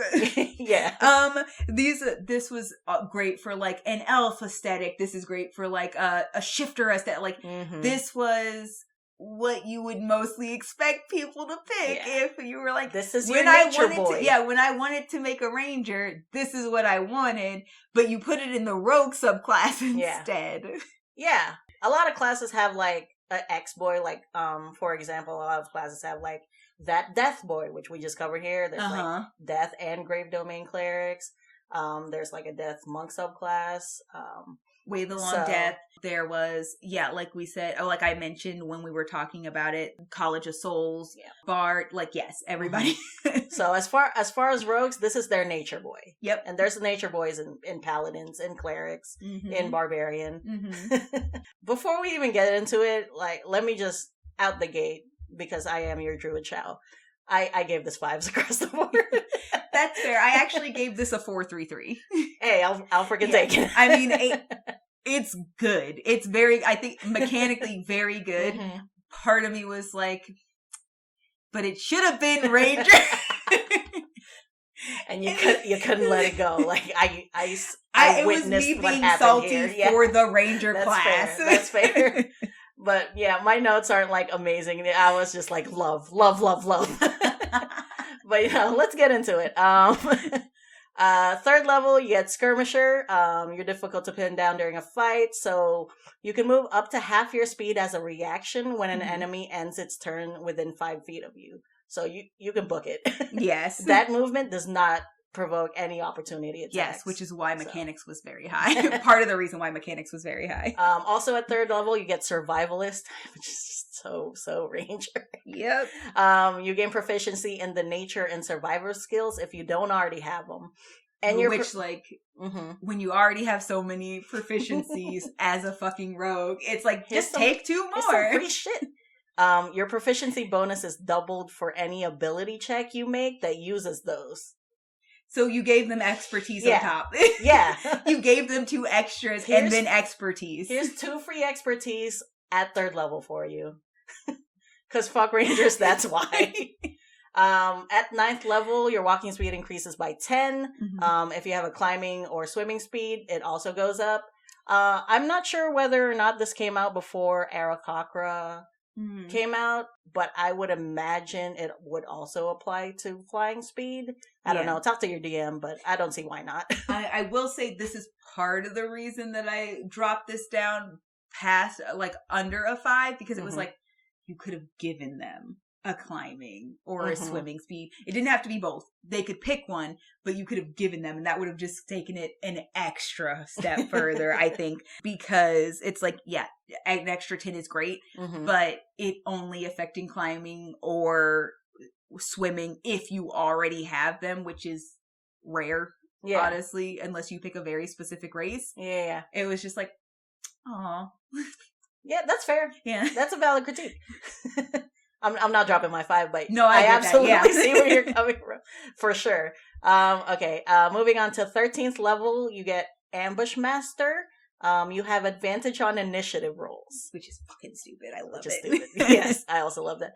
In addition, the first creature you hit during the first round of combat becomes easier for you and others to strike. Attack rolls against that target have advantage until the start of your next turn for 1 whole round. Yep. Which, again, if you're fighting just one big boss, huge. Yep. And I love a teamwork rogue. And so lastly, Sudden Strike over here at 17th level. If you take the attack action on your turn, you can make 1 additional attack as a bonus action. This can also benefit from your sneak attack, even if you've already used your sneak attack. Yes, now turn. That's fucking insane. That's a 17th level skill. Yes. But you can't use your sneak attack against the same target more than once in a turn. So it's got to be someone different, but like... Yeah. But if you bonus action just stab at a guy next to you, next to you, like you're still... And you're allowed to use sneak attack even though you weren't going to get your proficiency bonus. Like, that's fucking stupid still. That's absolutely stupid still, which is also part of the reason why this became a 4 for me and it wasn't like 3s across the board. Because the thing is, this is aesthetically pleasing, but I also feel like in some places I'm like, I wish you had hit harder. So like I said, giving a climbing or swimming speed, not both, because that would be really broken at 9th level, but one would have also pushed into that aesthetic of this very foresty. Yeah, when I first read it, I didn't consider like not even having that speed. So, right. Yeah, you're right there. And then the other thing is I feel like the Ambush Master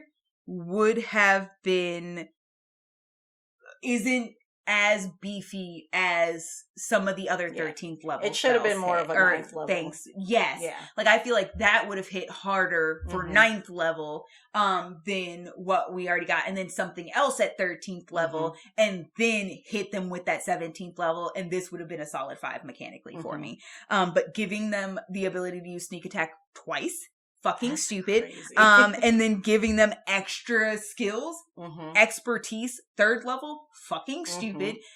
Adding some more speed is good, but also as like a dex-based character, you're solidly already doing a lot of speed shit. I think the only other thing is the Skirmisher almost was like, that doesn't seem too great, until it was like, this can't provoke opportunity attacks, and I was like, oh shit, yeah, no, that puts it over the edge for me. I think aesthetically, this is great. I feel like specifically what dropped it down to a 3 in my aesthetic thing was when you actually look at what you're given, it doesn't actually feed into after 3rd level that full like nature boy. This same critique on a different subclass. Actually, which we'll get to later. Yeah, but you know what I mean? Like it doesn't keep feeding that nature boy aesthetic. Where it was like I was reading and I was like, these are very helpful things, which is why mechanically it's so high. But it's like as far as the actual aesthetic of what you're playing, these aren't feeding more into that aesthetic. And this is why we have that opinion about the Tashas, where it's like, we've given you this vibe and this thing and we're adding on to it. Yeah. But that's not what's happening here. Exactly. Yeah. It was just like, these are good. Like, there's no denying these are very helpful, but they're not feeding the aesthetic that you're coming here for, which is why I was like, aesthetically, this is good, but it could have been great. Yeah. And then also personally, that's the same thing it hit where it was like, I'm caught on the fact that it's like, you pushed towards what Ranger should have been when we first started. But then also when we hit the higher levels, we were ready to hit the crunchy, good nature boy bullshit. Yeah. Like, you didn't push us over the edge. You didn't take me to completion. Oh no. You started and then I was like, where's the rest of the nature aesthetic? All of your critiques are valid. But it's a nature I do agree on some of them. On most of them, if not all. But yes, of course it's a nature boy. I'm less salty about this not being actually a ranger. But I thought the scaling was good on the mechanics. 5s across the board. You know I love a nature boy. I know. But yeah, what was it? You said your personal bias was a 3. I'll take a 3 because 3 means solid. Yeah, no. Like I said, it was back to the same thing of my aesthetic issue, which was these are very good scales, but like you lost the nature aesthetic somewhere along the way. Like after 9th, it didn't feel nature aesthetic anymore. Like you flavored the beginning line to explain why it's nature, but like the actual aesthetic of the thing that I'm doing does not feel nature boy aesthetic to me. And that's when I was like, it's good, but I wanted more nature, boy. These are fair. Especially when I wasn't getting that with Ranger. I wanted you to go all out because you were basically taking me there. That's fair. Oh, I think we're back at Tasha's, right? Yeah, we Soul are. Knife? Yeah, Soul Knife. Okay. Soul Knife is fucking dumb. I love... This is the origin of today's catchphrase, busted. I fucking love Soul Knife. Mm-hmm. I'm not even gonna try to hide this. This was my, like, all across the board vibes. Mm-hmm. This is mechanically busted as fuck. Oh, for sure. This is aesthetically clear as hell and so versatile. And then personally, I was like, I love a fucking energy weapon. Are you kidding me? Yes. Like, this is everything. This is my fives across the board. So let's get into it. Go. So, essentially it's like Assassin Plus. Almost like, so you get, it's like Assassin Plus, but it's also good for like thieves and burglars and espionage, and it kind of just runs the gambit. It's just like sneaky killer bullshit. Like it's sneaky death bullshit. Yeah. So whatever the aesthetic is, it's that, but harder to catch. Right. That's it. Like, you can flavor this any way you want, and it still fucking makes sense as long as you're like, psionics. And that's why I was like, the aesthetic of this is just like anything. You're anything that you want to be. If you're talking about like peak aesthetics, obviously a spy. Oof. Right. This is great for a spy or an assassin. Like top tier, this is absolutely epic for this. But I also had the thought of, this is also very good for like inciting a rebellion. Taking down like the kings. Like this is just good. Yeah. Like, aesthetically, this is just like, honestly, there's not much you need to make this make sense. Obviously, I like a backstory that helps explain this, but there's not too much you need to make this make sense. And honestly, even in their description, they're like, there are a lot of different ways that you can get this ability. You could just learn it. You could be taught it. You could get Feywild fuckery. Like, there are plenty of different ways you can get this. Yeah. Aesthetically, I gave this a 4. I think for the same reason that you are like, this is a 5, which I think is like, the range is so much. You wanted something with a little bit more specificity? Yeah, it's a subclass, so like, you know, this is the essence of this subclass. So I guess because it's so versatile. Yeah, you wanted something that did still kind of like, it just doesn't make sense for this. Sorry. It's solid and it's good. Yeah. But I don't know. I give it a 4. Maybe I didn't read that much. I get it. That's fine. No, I totally respect that. So starting at level 3, you get Psionic Powers. You have a Wellspring of Psionic Energy. You get the Psionic Energy die to represent them. They're a D6. You have a number equal to twice your proficiency bonus, and they fuel various Psionic powers that you have. The important thing to note is some of these will spin the powers and some of these won't spin the dice. Yeah. So, like, you can use a dice specifically just for the sake of rolling and still have that die available later, or you fully expend the die and you have to wait to get this back.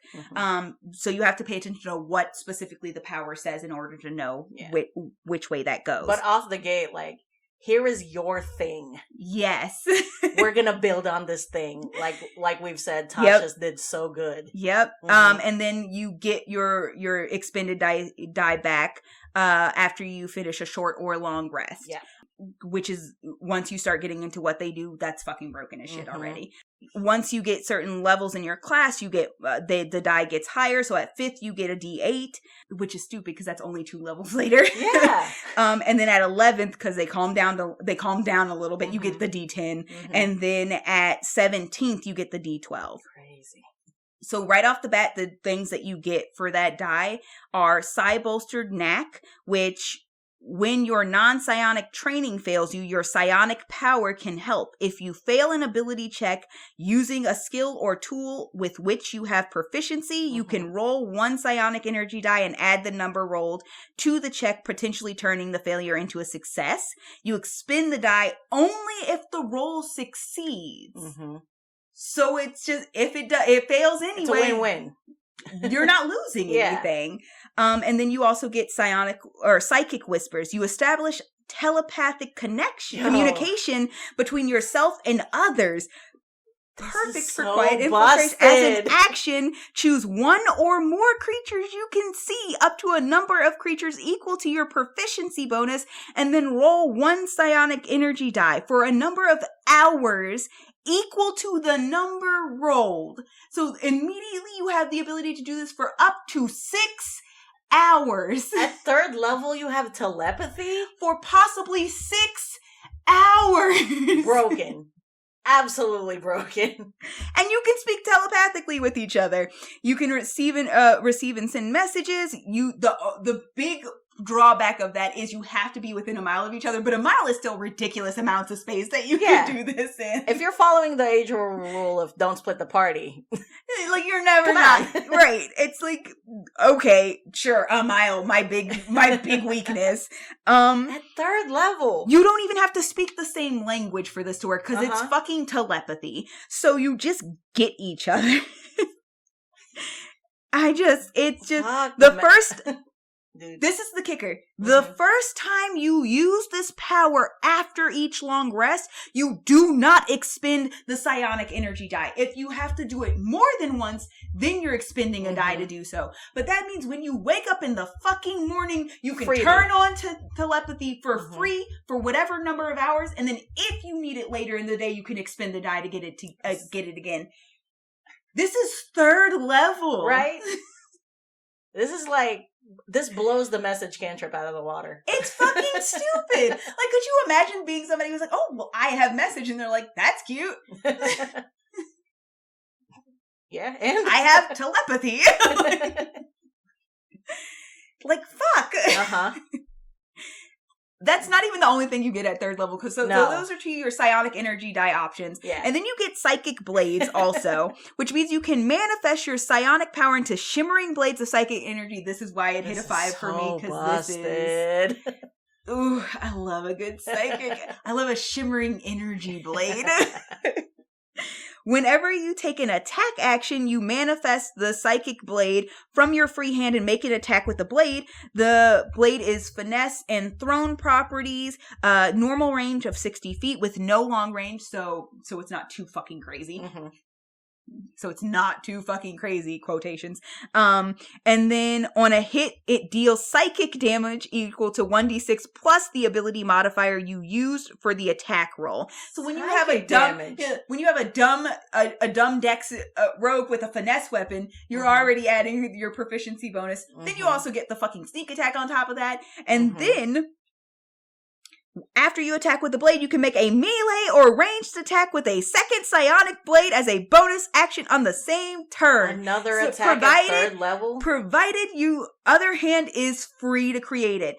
Their mitigation is the second weapon is basically a dagger. It does a d4 of damage. But you gave a rogue, which is mitigated by lack of extra attacks, 2 attacks at 3rd fucking level. Fighters get extra attack at 5th level.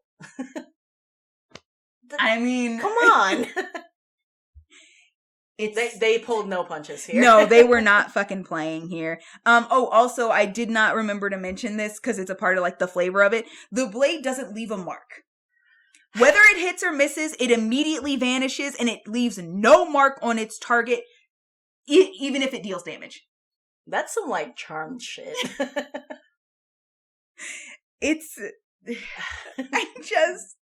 I'm like, that's not, y'all, that's not even fair, man. It's not. At 9th level, you get soul blades. Your psychic blades are now an expression of your psi-suffused soul, giving you these powers that you use with your dice, with your psionic dice again. Homing strikes. If you make an attack roll with your psychic blades and miss the target, you can roll 1 psionic energy die and add the number rolled to the attack. If it causes the attack to hit, you expend the die, which means once again, if it doesn't, you don't lose the die. It's a win-win again. And then you also get Psychic Teleportation as a bonus action. Dude. As a bonus action, you manifest one of your psychic blades, expend one psionic energy die, and roll it, and throw the blade to an unoccupied space you can see up to a number of feet away equal to 10 times the number rolled. Mm-hmm.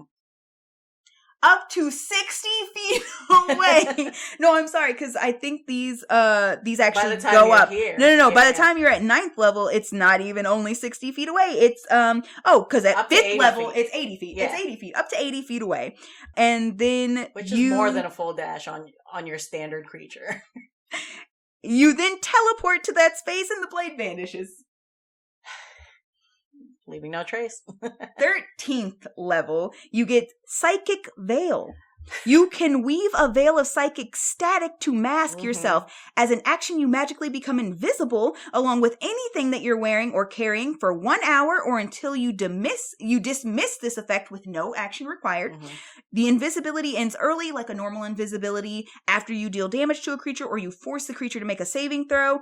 Once you use this, you can't do so again until you finish a long rest, unless you expend one of those psionic energy die. Those handy dandy dice that you probably got an ass ton of at this point. Yep. And then Rend Mine is your 17th level. You can sweep your psychic blades directly through a creature's mind.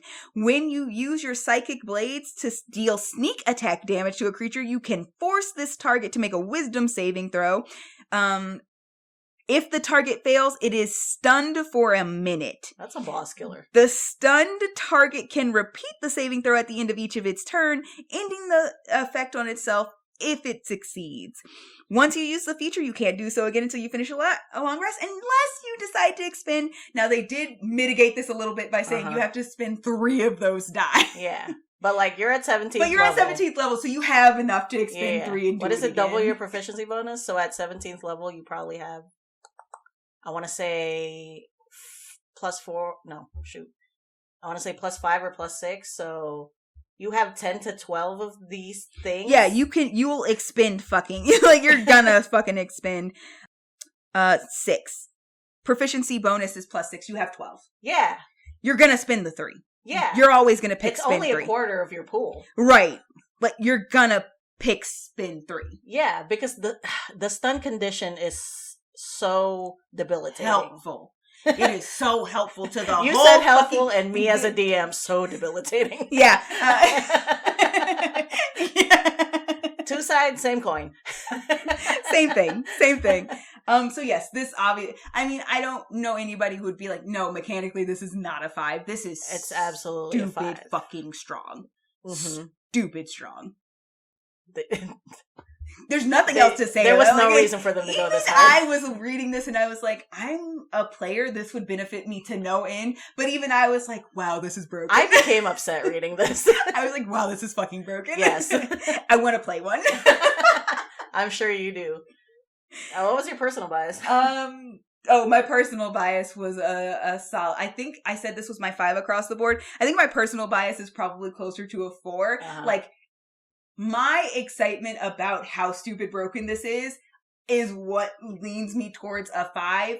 But I am also the type of person who, much like the reason your aesthetic is a 4, I like something that feeds into the flavor of a character more. And I feel like this is beautiful and I love it, but it doesn't really feed into the flavor of a character because you could give the character anything and have this still work. Yeah. So I actually think I would give it a 4. Okay. But aesthetically, I think I like the ability for it to belong to anybody. Like, anybody can do this. I like the versatility as an aesthetic.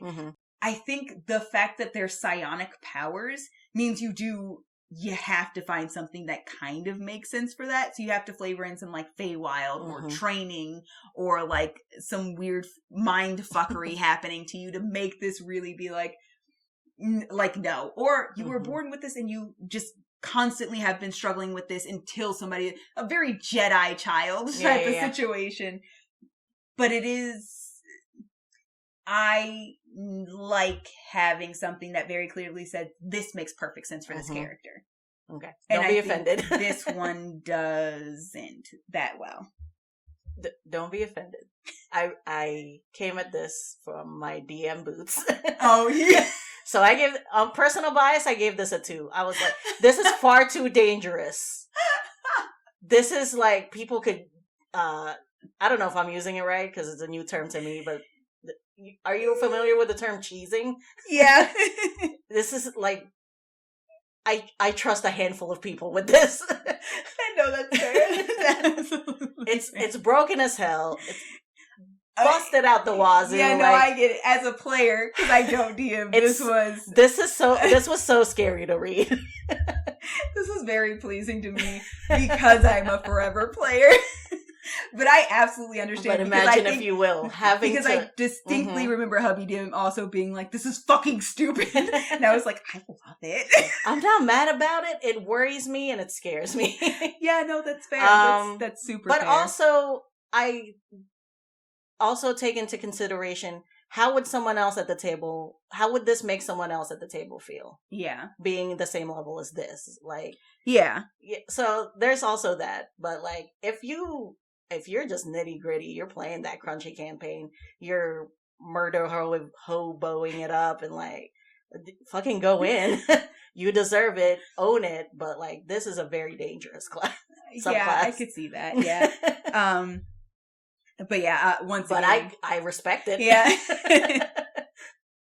And I see the appeal, and I would also love to play one. Yeah, I think the thing that I find most fun is like, this is I will bomb, say, though. honestly, like, as a rogue, even though there's a lot of things you can do that make it feel busted for a DM, a lot of that comes into like ability checks and things like that, which make you stronger for like out of combat things.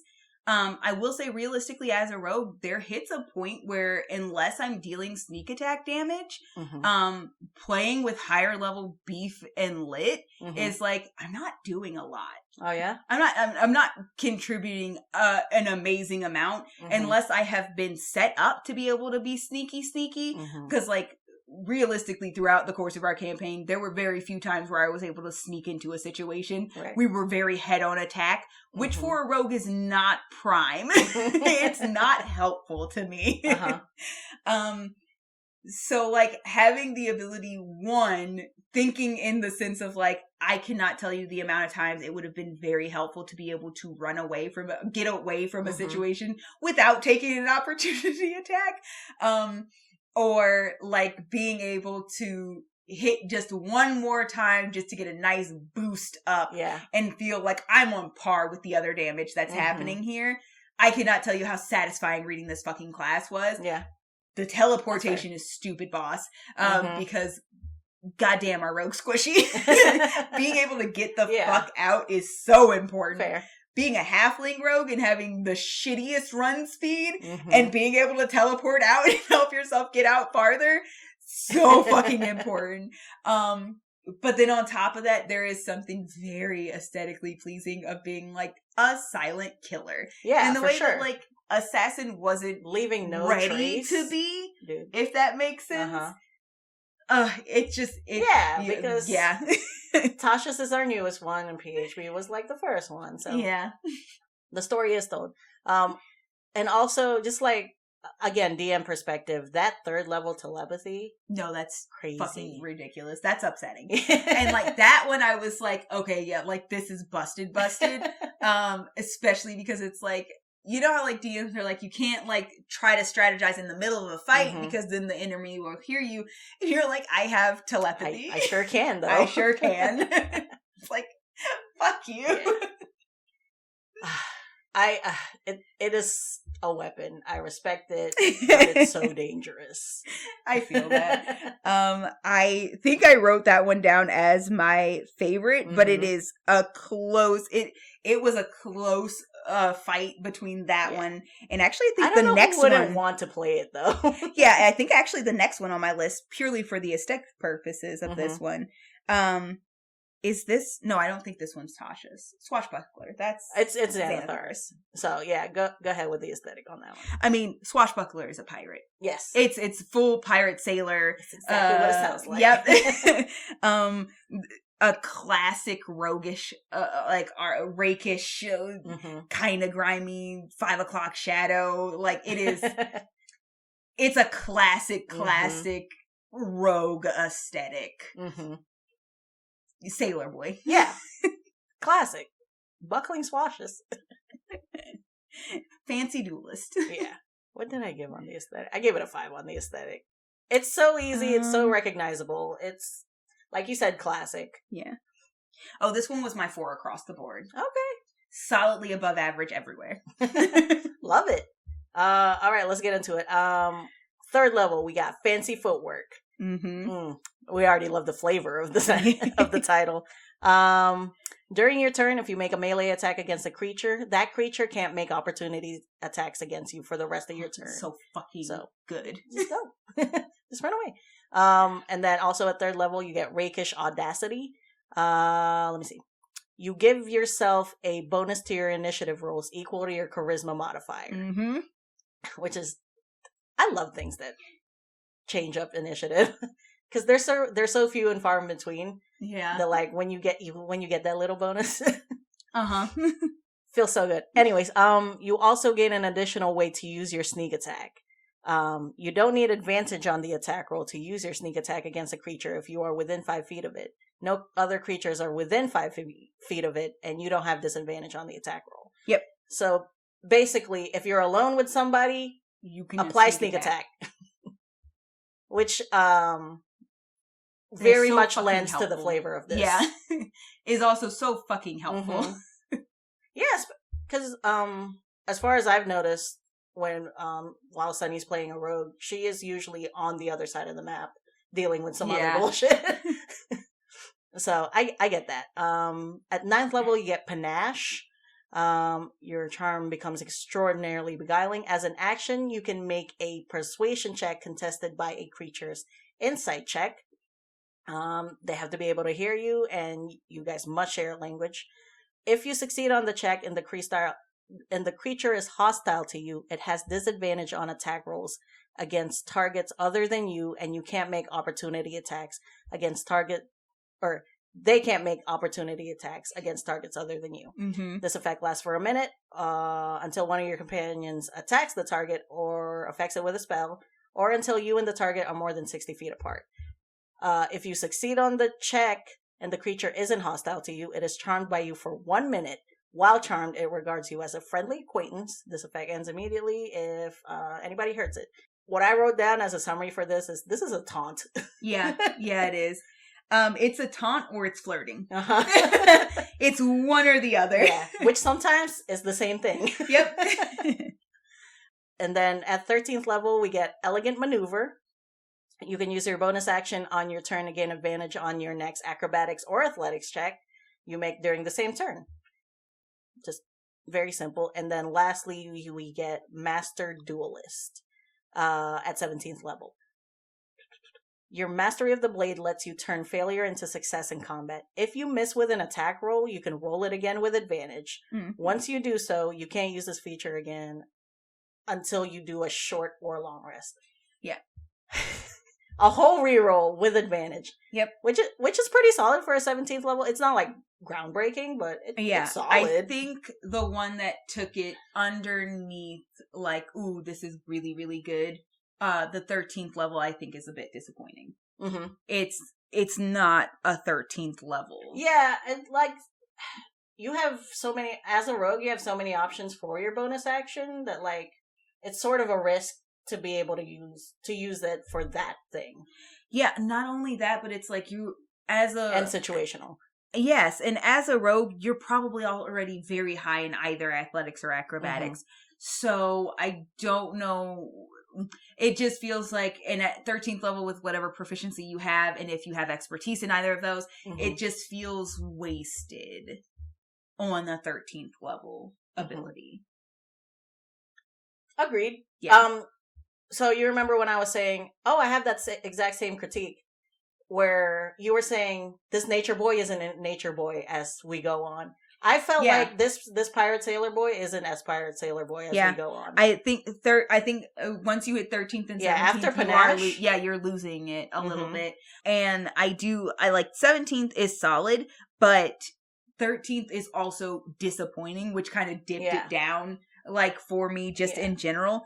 I will say aesthetically, I love the aesthetic of it. Like, everybody loves a good, like, rakish, piratey sailor boy. I personal bias, I also love a good rakish, piratey sailor boy. This did not exist when we were starting your campaign because of our curse. And I was truly heartbroken when it came out after, because I was like, oh, I liked this aesthetically. So yeah, my personal bias is about a 4. I think I might cheat and do like a half point. So I might give it actually closer to like a 3.5 as far as mechanics go, because it starts strong and then it peters a little bit. And then you also lose a little bit of the purpose of the aesthetic of this, these mechanics. Yeah. That's why I gave it a 3 on both mechanics and personal. And then I think, I think 3.5. This might just be a solid 3.5 across the board, because it's a little bit better than like just base solid. But it also didn't go far enough to hit a full 4. My note here on the mechanics is it's kind of lacking compared to the others, but it's like it's fine. So I gave it a 3, and then also the 3 on the personal, because like I said, I don't know how much it's giving me pirate, especially towards the end there. Yeah, I feel that. Thank you. All right, let's roll on through. We got one last one. Back to our core book, the Player's Handbook. It's actually the first archetype they have on there, which is Thief. This is what Rogue was made for. This is what Rogue was like. There's nothing else to say. It is a classic. Your cat burglar, your pickpocket, your explorer, your treasure hunter, your like, it is what Rogue was created for. You're Nicolas Cage and it's National. Yeah, you're Danny Ocean. It's your Nathan Drake. It's your Laura Croft. It's your it's your Selena Kyle Catwoman. It's your it is the thing. I gave it a 5 on the aesthetic. It's so classic. Backbone of that archetype. It's solid. It just is. Yeah. And it also reminded me of you remember Jackie Chan Adventures? Yeah. That's also one of the vibes I got, so it hit a soft spot for me there. But yeah, let's go through it. First, we have Fast Hands. You can use the bonus action granted by your Cunning Action to make a sleight of hand check, or use your Thieves' Tools to disarm a trap or open a lock, or to take the use of an object action. Which is incredibly helpful. Yeah, I wrote that in my notes. That means you can drink a potion as your bonus. Yeah, you could drink a health potion as your bonus. Which is, like you said, incredibly helpful. It was surprising how quickly they immediately jumped into, like, stupid helpful. And I was like, oh. And then also at 3rd level, you get second story work. You gain the ability to climb faster than normal. Climbing no longer costs you extra movement. So you get the same as your walking speed. In addition, when you make a running jump, the distance you covered increases by a number of feet equal to your dex mod. 3rd level, you get climbing speed. Yeah. It doesn't say climbing speed, but it's essentially a climbing speed. Talk to your DM. Just address that it is climbing speed. Yeah, it is. Because it's not costing you anything extra. So you just have climbing speed. They just didn't word it that way. This is pretty simple, but I think given the right situation, and if you're like in a classic D&D campaign, very helpful. Truly never, ever, ever count out a swim or a climb speed. Yeah. Really. Okay, moving on, we have Supreme Sneak at 9th level. You have advantage on stealth checks if you move no more than half your speed on the same turn, which, coupled with the hide option in Cunning Action, busted. Yep. 13th level, use Magic Device. I like this one because we're rounding it back to the flavor of this class. This one threw me because I was like, that's fucking that had me go, that's fucking busted. Like, I'm sorry, read what it does. Sorry. No, well, it's exactly what it sounds like. You have learned enough about the workings of magic that you can improvise the use of items. Even when they are not intended for you, you ignore all class, race, and level requirements on the use of magic items. Fucking busted. This, I was like, there's nothing that limits what you could use anymore. And that's only 13th level. That's fucking stupid. Yeah. Vorpal Sword, what is it, Dawnbringer? Everything! Do you even know some of the wild things you can get based solely on race or class? Not to mention level. You ignore level requirements, which means you could be a 13th level using something that they're like, you have to be 17th to use this. Not anymore, bitch. Yeah. Fucking busted.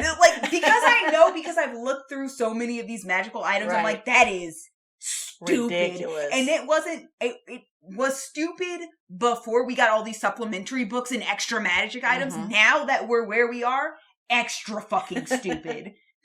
Yeah, I really love this feature. Like I said, because it rounds back to the whole Indiana Jones friggin' or Nicolas Cage and National Treasure. Yes. Just all right. And then lastly we have Thieves Reflexes at 17th level. You can take 2 turns during the first round of any combat. Period. Okay. Sentence 1. You take your first turn at your normal initiative and your second turn at your initiative minus 10. You can't use this feature when you're surprised, which makes sense, but that's a 17th level skill. Yes. You didn't say you take 2 rounds of combat. And it's the first round, which honestly, arguably for a rogue is one of the most important rounds, let's be honest. Absolutely. But not only that, but it's your regular initiative, which as a rogue is probably stupid high, just by nature of a rogue, and then minus 10, which is probably not even that much lower. But if you see some shit go down with one of your teammates or something like that, and you know they need something, let's couple that with the idea of the fucking 13th level where just the world is your oyster as far as magical items go. Could you imagine? One of the first things I think of is you get 2 turns. What if you're just like doing a chase combat encounter, or what if you're just running away from something? You're clearing way over 100 feet easy. You're leaving your whole party behind, but still. Because if you're just doing chase, you're using your full action you're doing twice movement as your action as well, but actually it's your bonus action, so you're moving even more than that, and then you're taking your second turn a little bit after your party has done whatever they're doing, or the other person has run, so now you're doing the exact same fucking shit again. Dude. This chase is pointless. I really enjoy Thief. I feel like it's so simple, but it's so solid. It is absolutely solid. I think this and Soul Knife are probably the ones. These were the 2 that I was bouncing between. I don't know which one is my favorite. I don't know, honestly. Like, I love the wildness of Soul Knife. Like, I love that, but I do also find, once again, like I said, it misses a little with not giving enough flavor text to like give me a clear idea of a character that this would just hit perfect with. Thief is exactly that. You know what you're like. The aesthetic is clear. It's solid. It's what a rogue class was built for. Like, it is good. There's no fall as far as what you get goes on top of that. Like, Soul Knife gets just stupider and stupider and stupider as it goes on. It is just a solid progression for Thief. So it's not, there's nowhere that it's extra stupid until you hit fucking, I'm sorry, like that 13th level thing, especially when you add in all the new fucking magic that keeps coming out. Fucking ridiculous. It is, they're just in 2 different ways, just good. Yeah. What's your ratings? So, mechanically, I honestly think this is a solid 5. I hit 5 when I got to 13, because I was like, this is a solid 4. Yeah. This is a solid 4. I think this is going to stay a 4. And then I got to the, like, fuck requirements. You can use any magic. And I was like, never mind, this is a 5. That's insane. That's insane. Yeah. Because you can supplement fucking anything with any type of magic item now.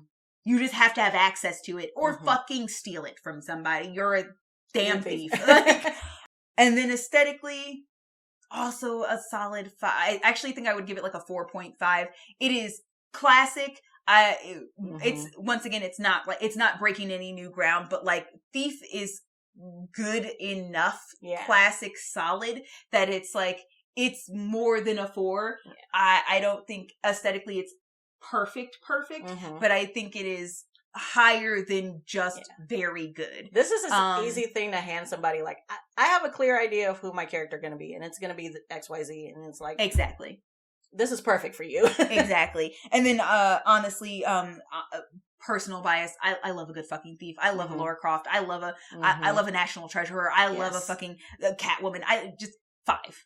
5 for me. So that was your personal thing too? All right. I initially wrote down 4 solid, but in my defense, this was the first subclass I read.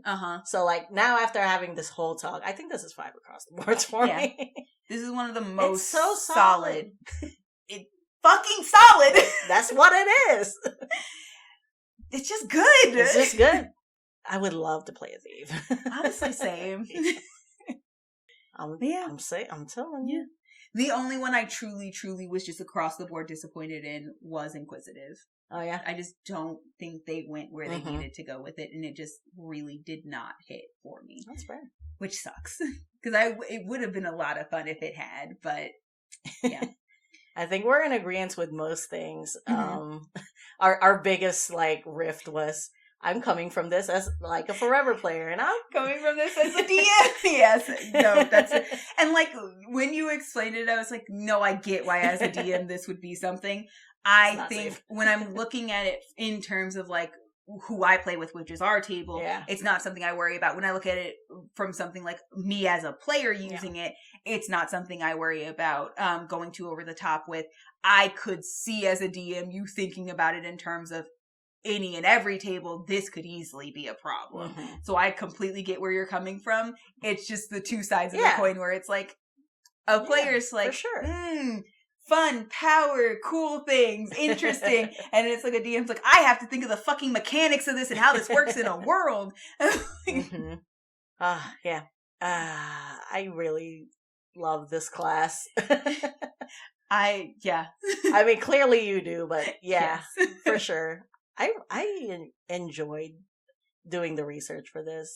Yeah, it's because I don't always look into everything. Like, I will always, when I feel like a character might hit rogue well, I will come into rogue and like kind of read into the aesthetic of something, and if it sounds like it might be right, I might keep diving, but I don't consistently look into these, so I forget some of the wild shit you can get in these subclasses.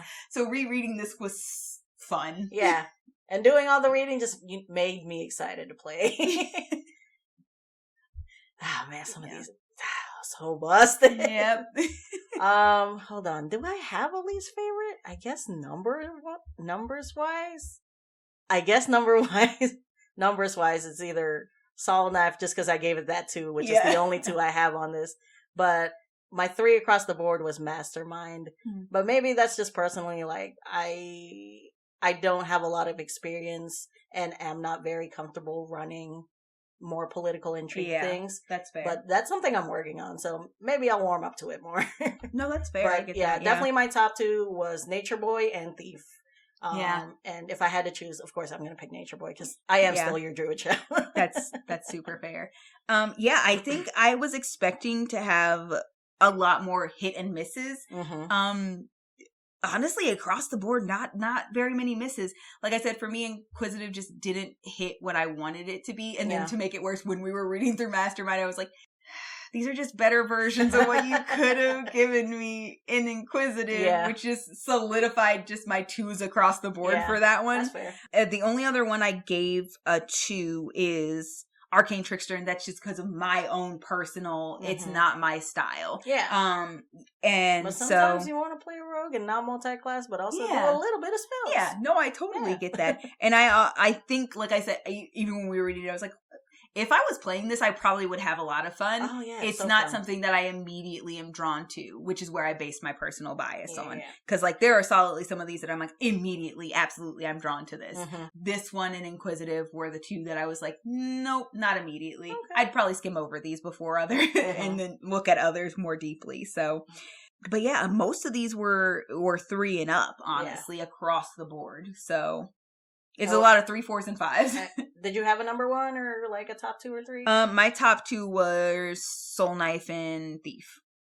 So we're in agreement on Thief. Thieves are superior, and they are your rogue. Yeah. That's the spine of the rogue body. Yeah. Yeah, it is. But yeah, this was a blast to prep for, a blast to discuss. I would love to down the line deep dive all of the classes. Obviously, we're doing Druid next. We're saving Paladin for last. Count on that. Rogues are the lesson of today's episode. Play a rogue. Busted. If you were doing that game that I said earlier, where you take a shot every time I say busted, please, see a doctor. Please, text a loved one. Make sure you're being taken care of. This was fun. This was a lot of fun. I'm so glad.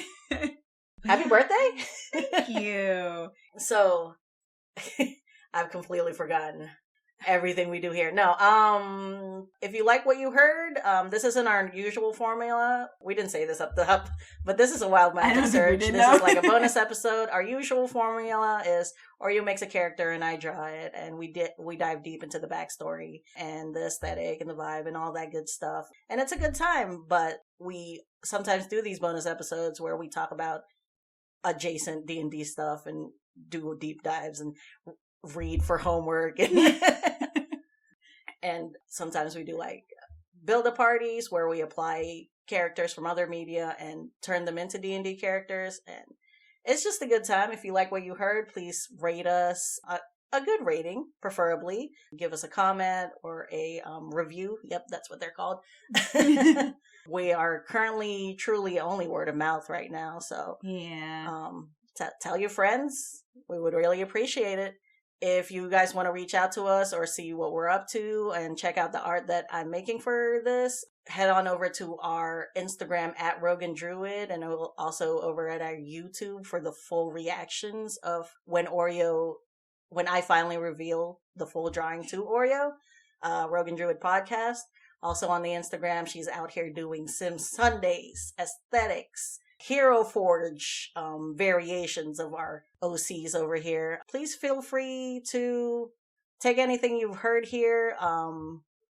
If you've been listening all month or this whole time, we truly appreciate you. Send us some fan art, send us some fanfic. If you feel inspired by what we're presenting to you, it would make us feel amazing to hear it. Yeah, for sure. Also, these characters are not just for like us talking about them. These are absolutely for you to take and play with. If you like any of them, let us know how they worked in your game. Like, I would love to hear stories about what these characters got up to in different worlds and different parties and different D&D groups in general. This would be a lot of fun. So, yeah, just wherever we are, find us, comment if you're enjoying this. Give us a like. We really appreciate it. It's apparently very important for visibility, so it would mean a lot to us. Trying to please that search engine optimization god. Indeed. We also have a TikTok under the same handle at Rogue and Druid. And also this month we started doing like a personal plug. So what's something I've been into lately? You go first. I'm going to think. Oh, God. Okay. I got one, actually. If you want me to go first. Recently, we've been watching the new season of Dimension 20, which, if you don't watch, I'd be kind of surprised if you're here, but you don't watch Dimension 20. But hey, that makes me feel good. But Dimension 20 is College Humor's actual play D&D show. This current season, they're doing a space setting, and it's just so much fun. And this is the first campaign that I'm watching together with Sunny, so we've just been having a blast with it. Oh, that's awesome. I love that. But we're also struggling in that, like, let's both together find the free time to watch this, which I know you're intimately familiar with. Yeah, I am. But yeah, it's such a good, it's really just a fun, upbeat, very visually entertaining campaign. Yeah. So highly recommend. I gotta catch up on that because that does sound. I keep seeing snippets of it, and I'm like, "Damn, that looks like fun. I need to watch this." Yeah, it's a good time. You know what? So I know I mentioned this vaguely. We talked some time, maybe last month or I can't remember when, but we talked about like I really enjoy graphic novels. I think that was February. I would love to shout out because last week you did shout out a graphic novel. I did shout out a graphic novel, Punderworld. It was very on brand for the character that I gave out. I want to shout out the artist Gabriel Piccolo, who does the art for the new, like, more modern Teen Titans that are coming out, graphic novels. Right now, Beast Boy is out, Raven is out, opposite order, actually. It was Raven and then Beast Boy, but they happen at the same time, so it doesn't matter which order that you read them in. And then the last one you want to read is the one that came out most recently, which is Beast Boy Loves Raven. And then keep an eye out, because the next one that's coming out is going to be the Robin one. So, and I'm very excited for that one as well. But they are really good stories. I'm really enjoying them. I also, on that same note, I started finally watching, because we were originally going to watch together, and then we decided we'll talk about it after we've both watched it. I started Titans, the TV show that also does that kind of modern, different take on the Teen Titans. I'm actually surprised because visually it didn't look like it would be very good.